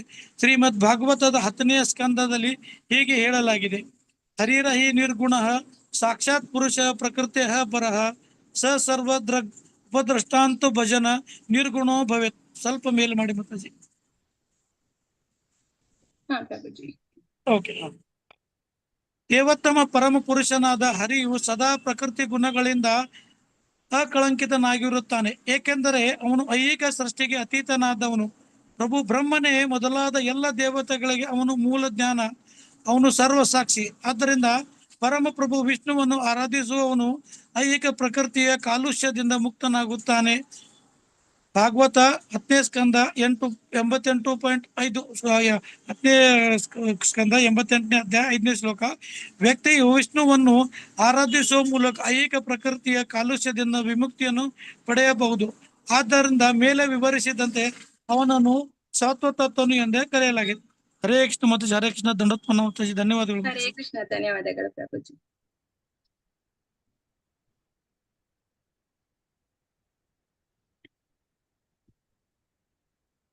ಇಲ್ಲಿ ಬ್ರಹ್ಮ ಸೃಷ್ಟಿ ಮಾಡಿದ್ನಲ್ಲ, ಈಗ ಸೃಷ್ಟಿ ಮಾಡಿದ್ಮೇಲೆ ಅದನ್ನ ಯಾರ್ ನೋಡ್ಕೋಬೇಕು, ಯಾರ್ ಕಾಪಾಡ್ಬೇಕು? ಅದಕ್ಕೆ ಗರ್ಭೋದಕ ಶಾಹಿ ವಿಷ್ಣುವೇ ಕ್ಷೀರೋದಕ ಶಾಹಿ ವಿಷ್ಣುವಾಗಿ ವಿಸ್ತರಣೆಗೊಳ್ತಾನೆ. ನಂತರ ಪ್ರತಿ ಬ್ರಹ್ಮಾಂಡದ ಕ್ಷೀರಸಾಗರದಲ್ಲಿ ಮಲ್ಕೊಂಡು ಇಡೀ ಜಗತ್ತನ್ನ ಇವನು ಕ್ಷೀರೋದಕ ಶಾಹಿ ವಿಷ್ಣು ಪಾಲನೆಯನ್ನ ಮಾಡ್ತಾನೆ. ಆದ್ರೆ ಇಲ್ಲಿ ಒಂದು ದೊಡ್ಡ ರಹಸ್ಯವನ್ನ ಹೇಳ್ತಾ ಇದ್ದಾರೆ. ವಿಷ್ಣು ಸತ್ವಗುಣದ ದೇವರು, ನಮ್ಗೆಲ್ಲ ಗೊತ್ತು, ಸತ್ವಗುಣದ ಪ್ರತಿನಿಧಿ ಅಂತ. ಸೊ ಆದ್ರೆ ಇವನು ಸತ್ವಗುಣಕ್ಕೂ ಅತೀತನಾಗಿದ್ದಾನೆ ಅಂತ. ಅಂದ್ರೆ ಮಾಯೆಯಲ್ಲಿ ನಮ್ಗೆ ಈ 3 ಗುಣಗಳು ಬರ್ತಕ್ಕಂಥದ್ದು, ಸತ್ವ ರಜೋ ತಮ್ಮ ಗುಣಗಳು. ಸೊ ಈ ಯಾವ ಗುಣಗಳು ಭಗವಂತನಿಗೆ ಮುಟ್ಟೋದಿಲ್ಲ, ಇದಕ್ಕೆಲ್ಲ ಅತೀತನಾಗಿರ್ತಾನೆ. ಅಂದ್ರೆ ಅವನೇ ಆ ಗುಣಗಳನ್ನ ಆಳ್ತಾನೆ ಅಲ್ವಾ. ಗುಣಗಳು ಅವನನ್ನ ಯಾವತ್ತೂ ಹಾಳೋದಿಲ್ಲ ಅಂತ ಅರ್ಥ ಮಾಡ್ಕೋಬಹುದು. ಒಂದು ಎಕ್ಸಾಂಪಲ್ ತಿಳ್ಕೊಬಹುದು ನಾವು. ಈಗ ಜೈಲರು ಜೈಲಲ್ಲೇ ಇರ್ತಾನೆ ಅಲ್ವಾ. ಅಂದ್ರೆ ಜೈಲಿನಲ್ಲಿ ಈಗ ಸೂಪರ್ಡೆಂಟ್ ಇರ್ತಾನೆ, ದಿನ ಅವನು ಜೈಲಿನಲ್ಲೇ ಇರ್ತಾನೆ, ಕೈದಿಗಳ ಜೊತೆಯಲ್ಲೇ ಇರ್ತಾನೆ. ಆದ್ರೆ ಅವನ್ ಕೈದಿ ಅಲ್ಲ ಅಲ್ವಾ. ಅವನಿಗೆ ಜೈಲಿನ ನಿಯಮಗಳ ಅನ್ವಯ ಆಗೋದಿಲ್ಲ. ಅವನ್ ಬೇಕಾದಾಗ ಹೋಗ್ತಾನೆ ಬರ್ತಾನೆ. ಆದ್ರೆ ಕೈದಿಗಳು ಬರ್ಲಿಕ್ಕೆ ಹೋಗ್ಲಿಕ್ಕೆ ಆಗತ್ತಾ? ಇಲ್ಲ, ಅವ್ರಿಗೆ ಕಟ್ಟುನಿಟ್ಟಿನ ನಿಯಮ ಅನ್ನೋದು ಇರುತ್ತೆ. ಅದೇ ರೀತಿ ವಿಷ್ಣು ಈ ಮಾಯಾ ಜಗತ್ತಿನಲ್ಲಿ ಇದ್ರು, ಸತ್ವಗುಣದ ಅಧಿಪತಿಯಾಗಿದ್ರು ಅವನು ಮಾಯೆಗೆ ಸಿಕ್ಕಾಕೊಳ್ಳೋದಿಲ್ಲ. ಅವನು ಮಾಯೆಗೆ ಬಾಸ್ ಆಗಿರ್ತಾನಲ್ವಾ. ಅವನು ಇಚ್ಛೆ ಪಟ್ರೆ ಮಾತ್ರ ಸತ್ವಗುಣದಲ್ಲಿ ಕೆಲಸ ಮಾಡ್ತಾನೆ. ಅವನ್ ಇಚ್ಛೆ ಹೇಗಿದ್ಯೋ ಹಾಗೆ ಮಾಡ್ತಾನೆ. ಅವನ್ಗೆ ಆರ್ಡರ್ ಮಾಡೋರು ಯಾರು ಇಲ್ಲ, ಇದನ್ನೇ ಮಾಡ್ಬೇಕು ಅಂತಕ್ಕಂತ ನಮ್ಮ ಹಂಗೆ ಕರ್ಮ ಏನು ಇಲ್ಲ ಭಗವಂತನಿಗೆ ಅಲ್ವಾ. ಇಲ್ಲಿ ಬಲದೇವ ವಿದ್ಯಾಭೂಷಣರು ನಮ್ಗೆ ಹೇಳ್ತಾರೆ, ಭಗವಂತ ಇಲ್ಲಿ ವಿಷ್ಣು ಸತ್ವಗುಣದ ದೇವರು. ಅಂದ್ರೆ ಈ ಗುಣ ಅಂದ್ರೆ ಇಲ್ಲಿ ಸತ್ವಗುಣ ಅಂದ್ರೆ ಕ್ಷೀರೋದಕ ಶಾಹಿ ವಿಷ್ಣುವಿನ ಬಗ್ಗೆನೆ ಪರ್ಟಿಕ್ಯುಲರ್ ಆಗಿ ನಮ್ಗೆ ಇಲ್ಲಿ ಹೇಳ್ತಾ ಇರೋದು.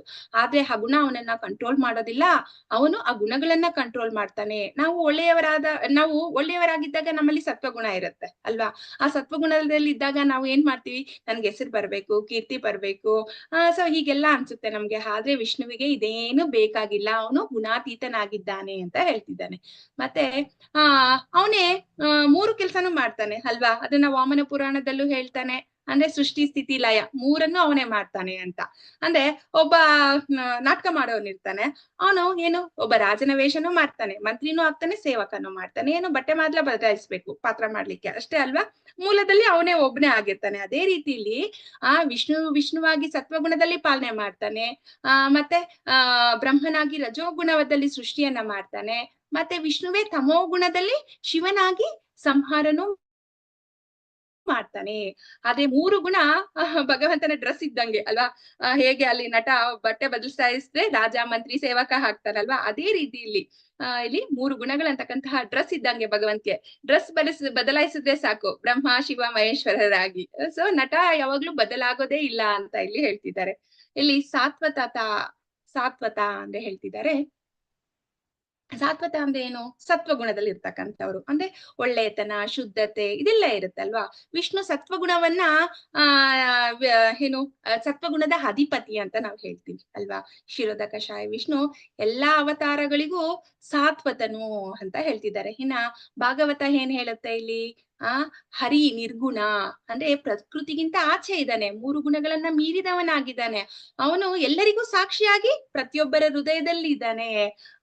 ಸೊ ನಾವು ಅವನನ್ನ ಭಜಿಸಿದ್ರೆ ಏನಾಗುತ್ತೆ, ಅವನ ಆರಾಧನೆ ಮಾಡಿದ್ರೆ ಏನಾಗುತ್ತೆ? ನಾವು ಮಾಯೆಯಿಂದ ಮುಕ್ತರಾಗ್ತೀವಿ.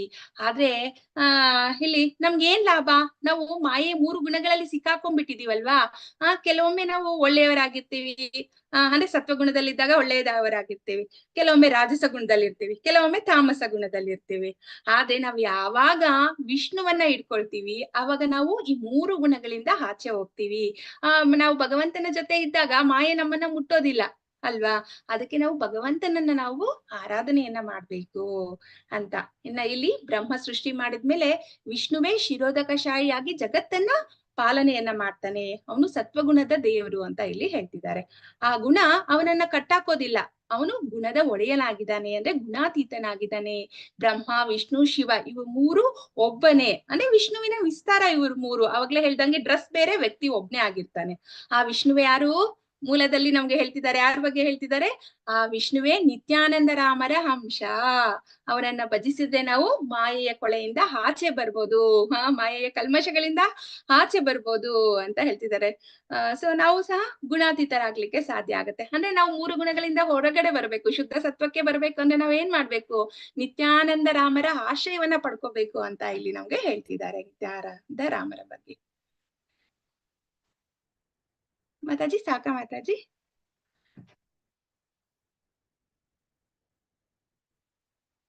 ಹರೇ ಕೃಷ್ಣ ಮಾತಾಜಿ. ಕೇಳ್ತಿಲ್ವಾ ಬೇರೆಯವ್ರಿಗೆ? ಹರೇ ಕೃಷ್ಣ. ಹರೇ ಕೃಷ್ಣ ಮಾತಾಜಿ. ಇನ್ನು 3 ಶ್ಲೋಕ ಇರುವುದು ಮಾತಾಜಿ. ಇಲ್ಲ ಮತ್ತೆ ನಿಮ್ಗೆ ನಾಳೆಗೆ ಇನ್ನು ಪುನಃ ಅಡಿಗಡಿಗೆ ಸ್ಲೈಡ್ ಇದು ಮಾಡ್ಬೇಕಾಗ್ತದೆ, PDF ಚೇಂಜ್ ಆಗ್ತದೆ. ಇದ್ರಲ್ಲಿ 3 ಇರುದು ಚಿಕ್ಕದ್ದು, ಇದನ್ನು ಎಂಡ್ ಮಾಡಿ ಬಿಡಿ ಮಾತಾಜಿ. ಹೌದು. ರುದ್ರ ರೂಪಧಾರಿ ಕರೆ ಜಗತ್ ಸಂಹಾರ, ಸೃಷ್ಟಿ ಸ್ಥಿತಿ ಪ್ರಲಯ ಇಚ್ಛಾಯ ಆಜ್ಞಾಹಾರ. ಯಾಜಹಾರ ಕೊನೆ ಪದ ನನ್ಗೆ ಗೊತ್ತಾಗ್ಲಿಲ್ಲ ಮಾತಾಜಿ. ಇಚ್ಛಾಯ ಯಾಂಗಹಾರ ಮಾತಾಜಿ. ಯಾಂಗಹಾರ. ಮಧುಮಯಿ ಮಾತಾಜಿ. ಹರೇ ಕೃಷ್ಣ ಮಾತಾಜಿ. ರುದ್ರ ರೂಪಧರಿ ಕರೆ ಜಗತ್ ಸಂಹಾರ, ಸೃಷ್ಟಿ ಸ್ಥಿತಿ ಪ್ರಲಯ ಇಚ್ಛಾಯಾನಹರ. ರುದ್ರ ರೂಪ ಪ್ರಭು ಶಿವನ ರೂಪ ಧರಿಸಿ ಕರೆ ಮಾಡುತ್ತಾನೆ. ಜಗತ್ ಸಂಹಾರ ಐಕ ಜಗತ್ತಿನ ನಾಶವನ್ನು, ಸೃಷ್ಟಿ ಸ್ಥಿತಿ ಪ್ರಲಯ ಸೃಷ್ಟಿ ಪಾಲನೆ ಮತ್ತು ನಾಶ, ಇಚ್ಛಾಯ ಇಚ್ಛೆಯಿಂದ, ಯಾನ್ಹಾರ ಯಾರ. ರುದ್ರ ಅನುವಾದ ಮತ್ತು ಭಾವಾರ್ಥ ಶ್ರೀಲ ಪ್ರಭುಪಾದರಿಗೆ ಜಯವಾಗಲಿ. ರುದ್ರನ ರೂಪವನ್ನು ಧರಿಸಿ ಅವನು ಸೃಷ್ಟಿಯನ್ನು ನಾಶ ಮಾಡುತ್ತಾನೆ. ಹೀಗೆ ಸೃಷ್ಟಿ ಪಾಲನೆ ಮತ್ತು ನಾಶಗಳು ಅವನ ಇಚ್ಛೆಯಿಂದ ಉಂಟಾಗುತ್ತವೆ. ಭಾವಾರ್ಥ: ಮಹೇಶ್ವರ ಅಥವಾ ಪ್ರಭು ಶಿವನು ಸಾಧಾರಣ ಜೀವಿಯಲ್ಲ, ಅವನು ಪ್ರಭು ವಿಷ್ಣುವಿಗೆ ಸಮಾನನೂ ಅಲ್ಲ. ವಿಷ್ಣುವು ಹಾಲಿನಂತಾದರೆ ಶಿವನು ಮೊಸರಿನಂತೆ ಎಂದು ಬ್ರಹ್ಮ ಸಂಹಿತೆಯು ಹೇಳುತ್ತದೆ. ಮೊಸರು ಹಾಲಿನಂತಲ್ಲ, ಆದರೆ ಅದು ಕೂಡ ಹಾಲೇ. ಧನ್ಯವಾದಗಳು ಮಾತಾಜಿ. ಹರೇ ಕೃಷ್ಣ. ಹರೇ ಕೃಷ್ಣ ಮಾತಾಜಿ. ಅದೇ ಇಲ್ಲಿ ಈಗ ಬ್ರಹ್ಮಾಂಡದ ಸೃಷ್ಟಿ ಆಯ್ತು, ಅಲ್ಲಿ ಕ್ಷೀರೋದ ಕಷಾಯ ವಿಷ್ಣು ಪಾಲನೆಯನ್ನ ಮಾಡ್ತಿದ್ದಾರೆ. ಈಗ ಮತ್ತೆ ಏನಾಗ್ಬೇಕು? ಸೃಷ್ಟಿ ಆಯ್ತು, ಪಾಲನೆ ಆಯ್ತು, ಆಮೇಲೆ ನೆಕ್ಸ್ಟ್ ಲಯ ಆಗ್ಲೇಬೇಕಲ್ವಾ? ಸೊ ಇಲ್ಲಿ ಲಯದ ಬಗ್ಗೆ ನಮ್ಗೆ ಹೇಳ್ತಿದ್ದಾರೆ. ಅದಕ್ಕೆ ಪರಮಾತ್ಮ ರುದ್ರನ ರೂಪವನ್ನ ಪಡ್ಕೊಳ್ತಾನಂತೆ. ಅಂದ್ರೆ ಶಿವನಾಗಿ ಜಗತ್ತನ್ನ ಸಂಹಾರ ಮಾಡ್ತಾನೆ ಅಂತ. ಅಂದ್ರೆ ಸೃಷ್ಟಿ ಮಾಡೋದು, ಮತ್ತೆ ಲಯ ಮಾಡೋದು, ಸೃಷ್ಟಿ ಸ್ಥಿತಿ ಪ್ರಳಯ, ಈ ಮೂರು ಕೆಲಸವು ಭಗವಂತನ ಇಚ್ಛೆಯಿಂದಲೇ ನಡೆಯುತ್ತೆ. ಯಾರವನು? ವಿಷ್ಣು. ನಿತ್ಯಾನಂದ ರಾಮರ ಅಂಶ. ವಿಷ್ಣುವಿನಂದೇ ಇಲ್ಲ ಎಲ್ಲವೂ ನಡೆಯುತ್ತೆ ಅಂತ ಇಲ್ಲಿ ಹೇಳ್ತಿದ್ದಾರೆ. ಮತ್ತೆ ಹಾಲು ಮೊಸರಿನ ಉದಾಹರಣೆಯನ್ನ ಕೊಡ್ತಿದ್ದಾರೆ. ಇದು ಬ್ರಹ್ಮ ಸಂಹಿತೆಯಲ್ಲಿ ಹೇಳ್ತಾರೆ. ವಿಷ್ಣು ಹಾಲಿನ ಹಾಗೆ, ಶಿವ ಮೊಸರಿನ ಹಾಗೆ ಅಂತ. ಅಂದ್ರೆ ಮೊಸರು ಹಾಲಿನಿಂದನೇ ಬರ್ತಕ್ಕಂಥದ್ದಲ್ವಾ? ಹಾಲನ್ನ ಹೆಪ್ಪಾಕಿದ್ರೆ ನಮ್ಗೆ ಮೊಸರು ಆಗತ್ತೆ. ಸೊ ಮೊಸರಿಗೆ ಹಾಲಿನ ಗುಣ ಇದೆ, ಆದ್ರೆ ಹಾಲೇ ಮೊಸರಲ್ಲ ಅಲ್ವಾ? ಅಂದ್ರೆ ಮೊಸರಿನಿಂದ ಮತ್ತೆ ಹಾಲು ಮಾಡೋಕೆ ನಾವು ಆಗೋದಿಲ್ಲ. ಹಾಲಿನಿಂದ ಮೊಸರನ್ನ ಮಾಡ್ಬೋದು, ಮೊಸರಿನಿಂದ ಹಾಲು ಮಾಡ್ಲಿಕ್ಕೆ ಸಾಧ್ಯ ಆಗೋದಿಲ್ಲ. ಹಾಗೆಯೇ ಇಲ್ಲಿ ಶಿವ ವಿಷ್ಣುವಿನಿಂದಲೇ ಬಂದಿದ್ದಾನೆ. ವಿಷ್ಣುವಿನ ಶಕ್ತಿ ಇದೆ ಅವ್ರಿಗೆ, ಆದ್ರೆ ವಿಷ್ಣುವಿಗೆ ಸಮಾನ ಅಲ್ಲ. ವಿಷ್ಣು ಎಲ್ಲದಕ್ಕೂ ಕಾರಣ. ಇಲ್ಲಿ ವಿಷ್ಣು ಒಡೆಯ, ಶಿವ ಸೇವಕನಾಗಿದ್ದಾನೆ. ಆದ್ರೆ ಸೇವಕ ಸಾಮಾನ್ಯನಲ್ಲ, ತುಂಬಾ ದೊಡ್ಡ ಅಧಿಕಾರಿ ಇವನು. ಭಗವಂತನ ಆಜ್ಞೆ ಮೇರೆಗೆ ಎಲ್ಲವನ್ನ ಮಾಡ್ತಾ ಇರ್ತಾನೆ. ರುದ್ರ ಅಂದಿದ ತಕ್ಷಣ ನಾವು ಅವನನ್ನ ಸಾಮಾನ್ಯ ಜೀವಿ ಅಂತ ನೋಡ್ಬಾರ್ದು ಅಲ್ವಾ? ಶಿವ ತುಂಬಾ ದೊಡ್ಡವನು. ಅಲ್ಲ, ಏನ್ ಹೇಳ್ತೀವಿ ನಾವು ಶಿವನಿಗೆ? ಮಹಾನ್ ವೈಷ್ಣವ ಅಂತ ಹೇಳ್ತೀವಿ ಅಲ್ವಾ? ಸೊ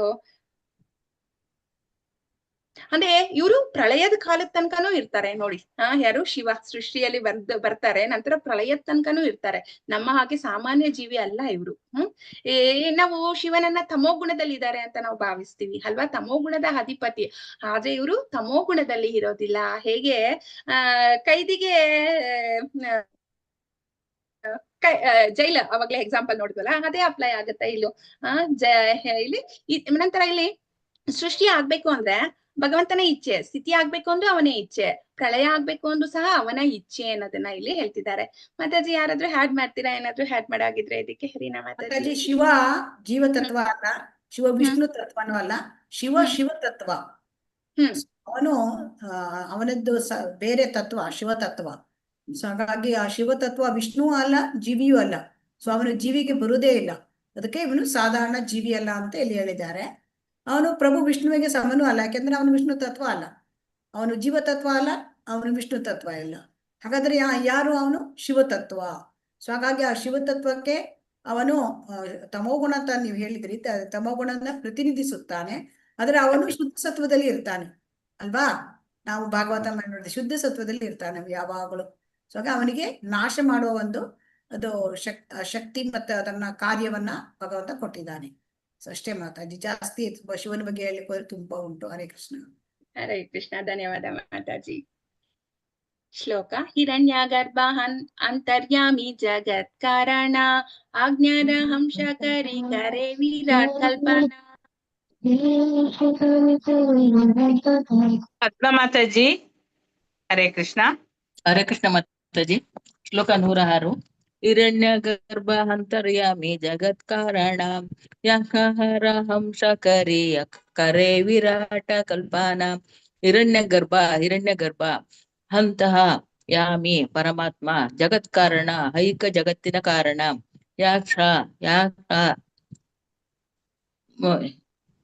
ಅಂಶಕರಿ ಅವನ ವಿಸ್ತರಣೆಯಾಗಿ ತೆಗೆದುಕೊಂಡು ಕರೆ ಮಾಡುತ್ತಾನೆ, ವಿರಾಟ ಕಲ್ಪನಾ ವಿಶ್ವರೂಪದ ಕಲ್ಪನೆ.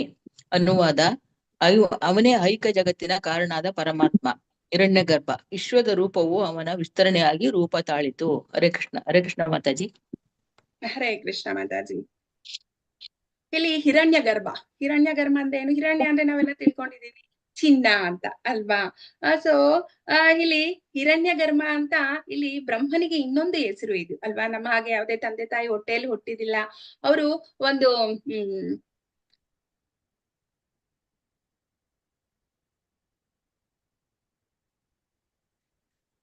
ಮಾತಾಜಿ ಇದ್ರ ಬಗ್ಗೆ ಎಕ್ಸ್ಪ್ಲೈನ್ ಮಾಡಿ ಮಾತಾಜಿ. ಮಲ್ಲಿಕಾ ಮಾತಾಜಿ.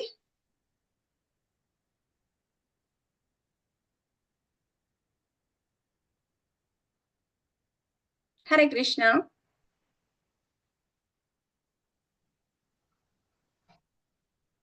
ಅಂದ್ರೆ ಇಲ್ಲಿ ಬ್ರಹ್ಮ ಸ್ವತಂತ್ರ ಅಲ್ಲ ಅಲ್ವಾ, ಅವನು ಬ್ರಹ್ಮಾಂಡದ ಏನು ಆ ಬ್ರಹ್ಮಾಂಡವನ್ನ ಸೃಷ್ಟಿ ಮಾಡ್ಲಿಕ್ಕೆ ಭಗವಂತ ಅವನಿಗೆ ಶಕ್ತಿಯನ್ನ ಕೊಡ್ತಕ್ಕಂಥದ್ದು. ಸೊ ಇಲ್ಲಿ ಅದಕ್ಕೆ ಅವನನ್ನ ಹಿರಣ್ಯ ಗರ್ಭ ಅಂತ ಹೇಳ್ತಾರೆ. ಅಂದ್ರೆ ಹಿರಣ್ಯ ಗರ್ಭವನು ಸಹ ವಿಷ್ಣುವಿನ ಒಂದು ವಿಸ್ತಾರ. ಅಂದ್ರೆ ಬ್ರಹ್ಮಾಂಡ ಒಂದು ದೊಡ್ಡ ದೇಹ ಅನ್ಕೊಳ್ಳಿ, ಆ ದೇಹಕ್ಕೆ ಜೀವ ಕೊಡೋ ಸೂಕ್ಷ್ಮ ರೂಪವೇ ಹಿರಣ್ಯ ಗರ್ಭ. ಆ ಜೀವ ಕೊಡ್ತಕ್ಕಂಥವನು ಸಹ ವಿಷ್ಣುವೇ ಇಲ್ಲಿ ಆಗಿದ್ದಾನೆ ಅಲ್ವಾ. ಅಂತರ್ಯಾಮಿಯಾಗಿ ಅವನು ನಮ್ಮ ಹೃದಯದಲ್ಲೂ ಇದ್ದಾನೆ ಅಂತ ಇಲ್ಲಿ ಹೇಳ್ತಿದ್ದಾರೆ. ಹರೇ ಕೃಷ್ಣ ಮಾತಾಜಿ. ಹರೇ ಕೃಷ್ಣ ಮಾತಾಜಿ. ಹರೇ ಕೃಷ್ಣ, ಧನ್ಯವಾದಗಳು. ವಿಷ್ಣುವಿನ ಹಾ ಮಾತಾಜಿ. ಇನ್ನೊಂದು ಶ್ಲೋಕ ಇದೆ ಮಾತಾಜಿ ಅಲ್ಲೇ ಅಷ್ಟೇ. ಕೇನ ನಾರಾಯಣ ಯಜ್ಞರ ಅಂಶೇರ ಹಂಶ ಸೇಯಿ ಪ್ರಭು ನಿತ್ಯಾನಂದ ಸರ್ವ ಆವಸಂತ. ಹರೇ ಕೃಷ್ಣ ಮಾತಾಜಿ. ಏನು ಮಾತಾಜಿ? ಹರೇ ಕೃಷ್ಣ. ಹಾ ಮಾತಾಜಿ. ಕೇನ ನಾರಾಯಣ ಯಜ್ಞರ ಅಶೇರ ಹಂಶ ಸೇಹಿ ಪ್ರಭು ನಿತ್ಯಾನಂದ ಸರ್ವಹವತಂಸ. ಏನ ಅಂತಹ ನಾರಾಯಣ ಪ್ರಭು ನಾರಾಯಣ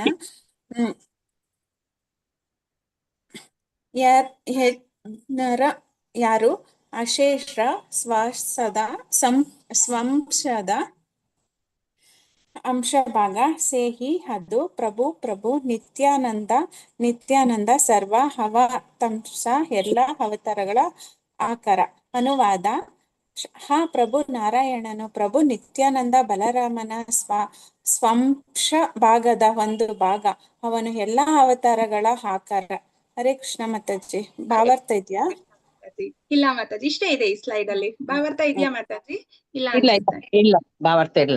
ನಾರಾಯಣ ಯಾರು ಅಂತ ಹೇಳ್ತಿದ್ದಾರೆ. ಆ ನಾರಾಯಣನು ಯಾರು ಇಲ್ಲಿ? ನಿತ್ಯ ಬಲರಾಮನ ಏನು ಅಂಶದ ಅಂಶ ಅಂದ್ರೆ ಸ್ವಾಂಶ ಭಾಗ ಅವರು ಅಲ್ವಾ. ನಿತ್ಯಾನಂದ ಬಲರಾಮನೇ ಇಲ್ಲಿ ನಾರಾಯಣನಾಗಿ ಬರ್ತಕ್ಕಂಥದ್ದು ಅಂತ ಇಲ್ಲಿ ನಮ್ಗೆ ನಿತ್ಯಾನಂದರ ಮಹಿಮೆಯನ್ನ ತಿಳಿಸ್ಕೊಟ್ಟಿದ್ದಾರೆ. ಆ ನಿತ್ಯಾನಂದರು ಯಾರು ಅಲ್ಲ, ಬಲರಾಮನೇ ಆಗಿದ್ದಾನೆ. ಅವನು ಎಲ್ಲಾ ಅವತಾರಗಳಿಗೆ ಮೂಲ ಆಗಿದ್ದಾನೆ ಅಂತ ಇಲ್ಲಿ ಹೇಳ್ತಿದ್ದಾರೆ. ಎಲ್ಲಾ ಅವತಾರಗಳ ಆಕಾರ. ಹರೇ ಕೃಷ್ಣ ಮಾತಾಜಿ. ವಾಂಚಾ ಕಲ್ಪತರುಭ್ಯಶ್ಚ ಕೃಪಾ ಸಿಂಧುಭ್ಯ ಏವ ಚ ಪತಿತಾನಾಂ ಪಾವನೇಭ್ಯೋ ವೈಷ್ಣವೇಭ್ಯೋ ನಮೋ ನಮಃ. ಶ್ರೀಲ ಪ್ರಭುಪಾದ್ ಕಿ ಜೈ. ಹರೇ ಕೃಷ್ಣ ಮಾತಾಜಿ. ಹರೇ ಧನ್ಯವಾದ. ಕೃಷ್ಣ ಮಾತಾಜಿ. ಧನ್ಯವಾದ. ಹರೇ ಕೃಷ್ಣ. ಧನ್ಯವಾದ. ಹರೇ ಕೃಷ್ಣ. ಲಲಿತಾ ಮಾತಾಜಿ. ಮಾತಾಜಿ ಧನ್ಯವಾದಗಳು. ಹರೇ ಕೃಷ್ಣ. ಲಲಿತಾ ಮಾತಾಜಿ ನೀವು ಎಂಡ್ ಮಾಡ್ಬೇಕು, ಯಾಕಂದ್ರೆ ಹೋಸ್ಟ್ ನಿಮ್ಗೆ ಹೋಯ್ತು. ನನ್ಗೆ ಓಕೆ ಮಾತಾಜಿ. ಮಾಡ್ಲಾ? ಮಾಡಿ. ಹರೇ ಕೃಷ್ಣ ಮಾತಾಜಿ. ಧನ್ಯವಾದಗಳು. ಹರೇ ಕೃಷ್ಣ ಮಾತಾಜಿ. ಧನ್ಯವಾದ. ಹರೇ ಕೃಷ್ಣ ಮಾತಾಜಿ. ಹರೇ ಕೃಷ್ಣ ಮಾತಾಜಿ. ಧನ್ಯವಾದ. ಹರೇ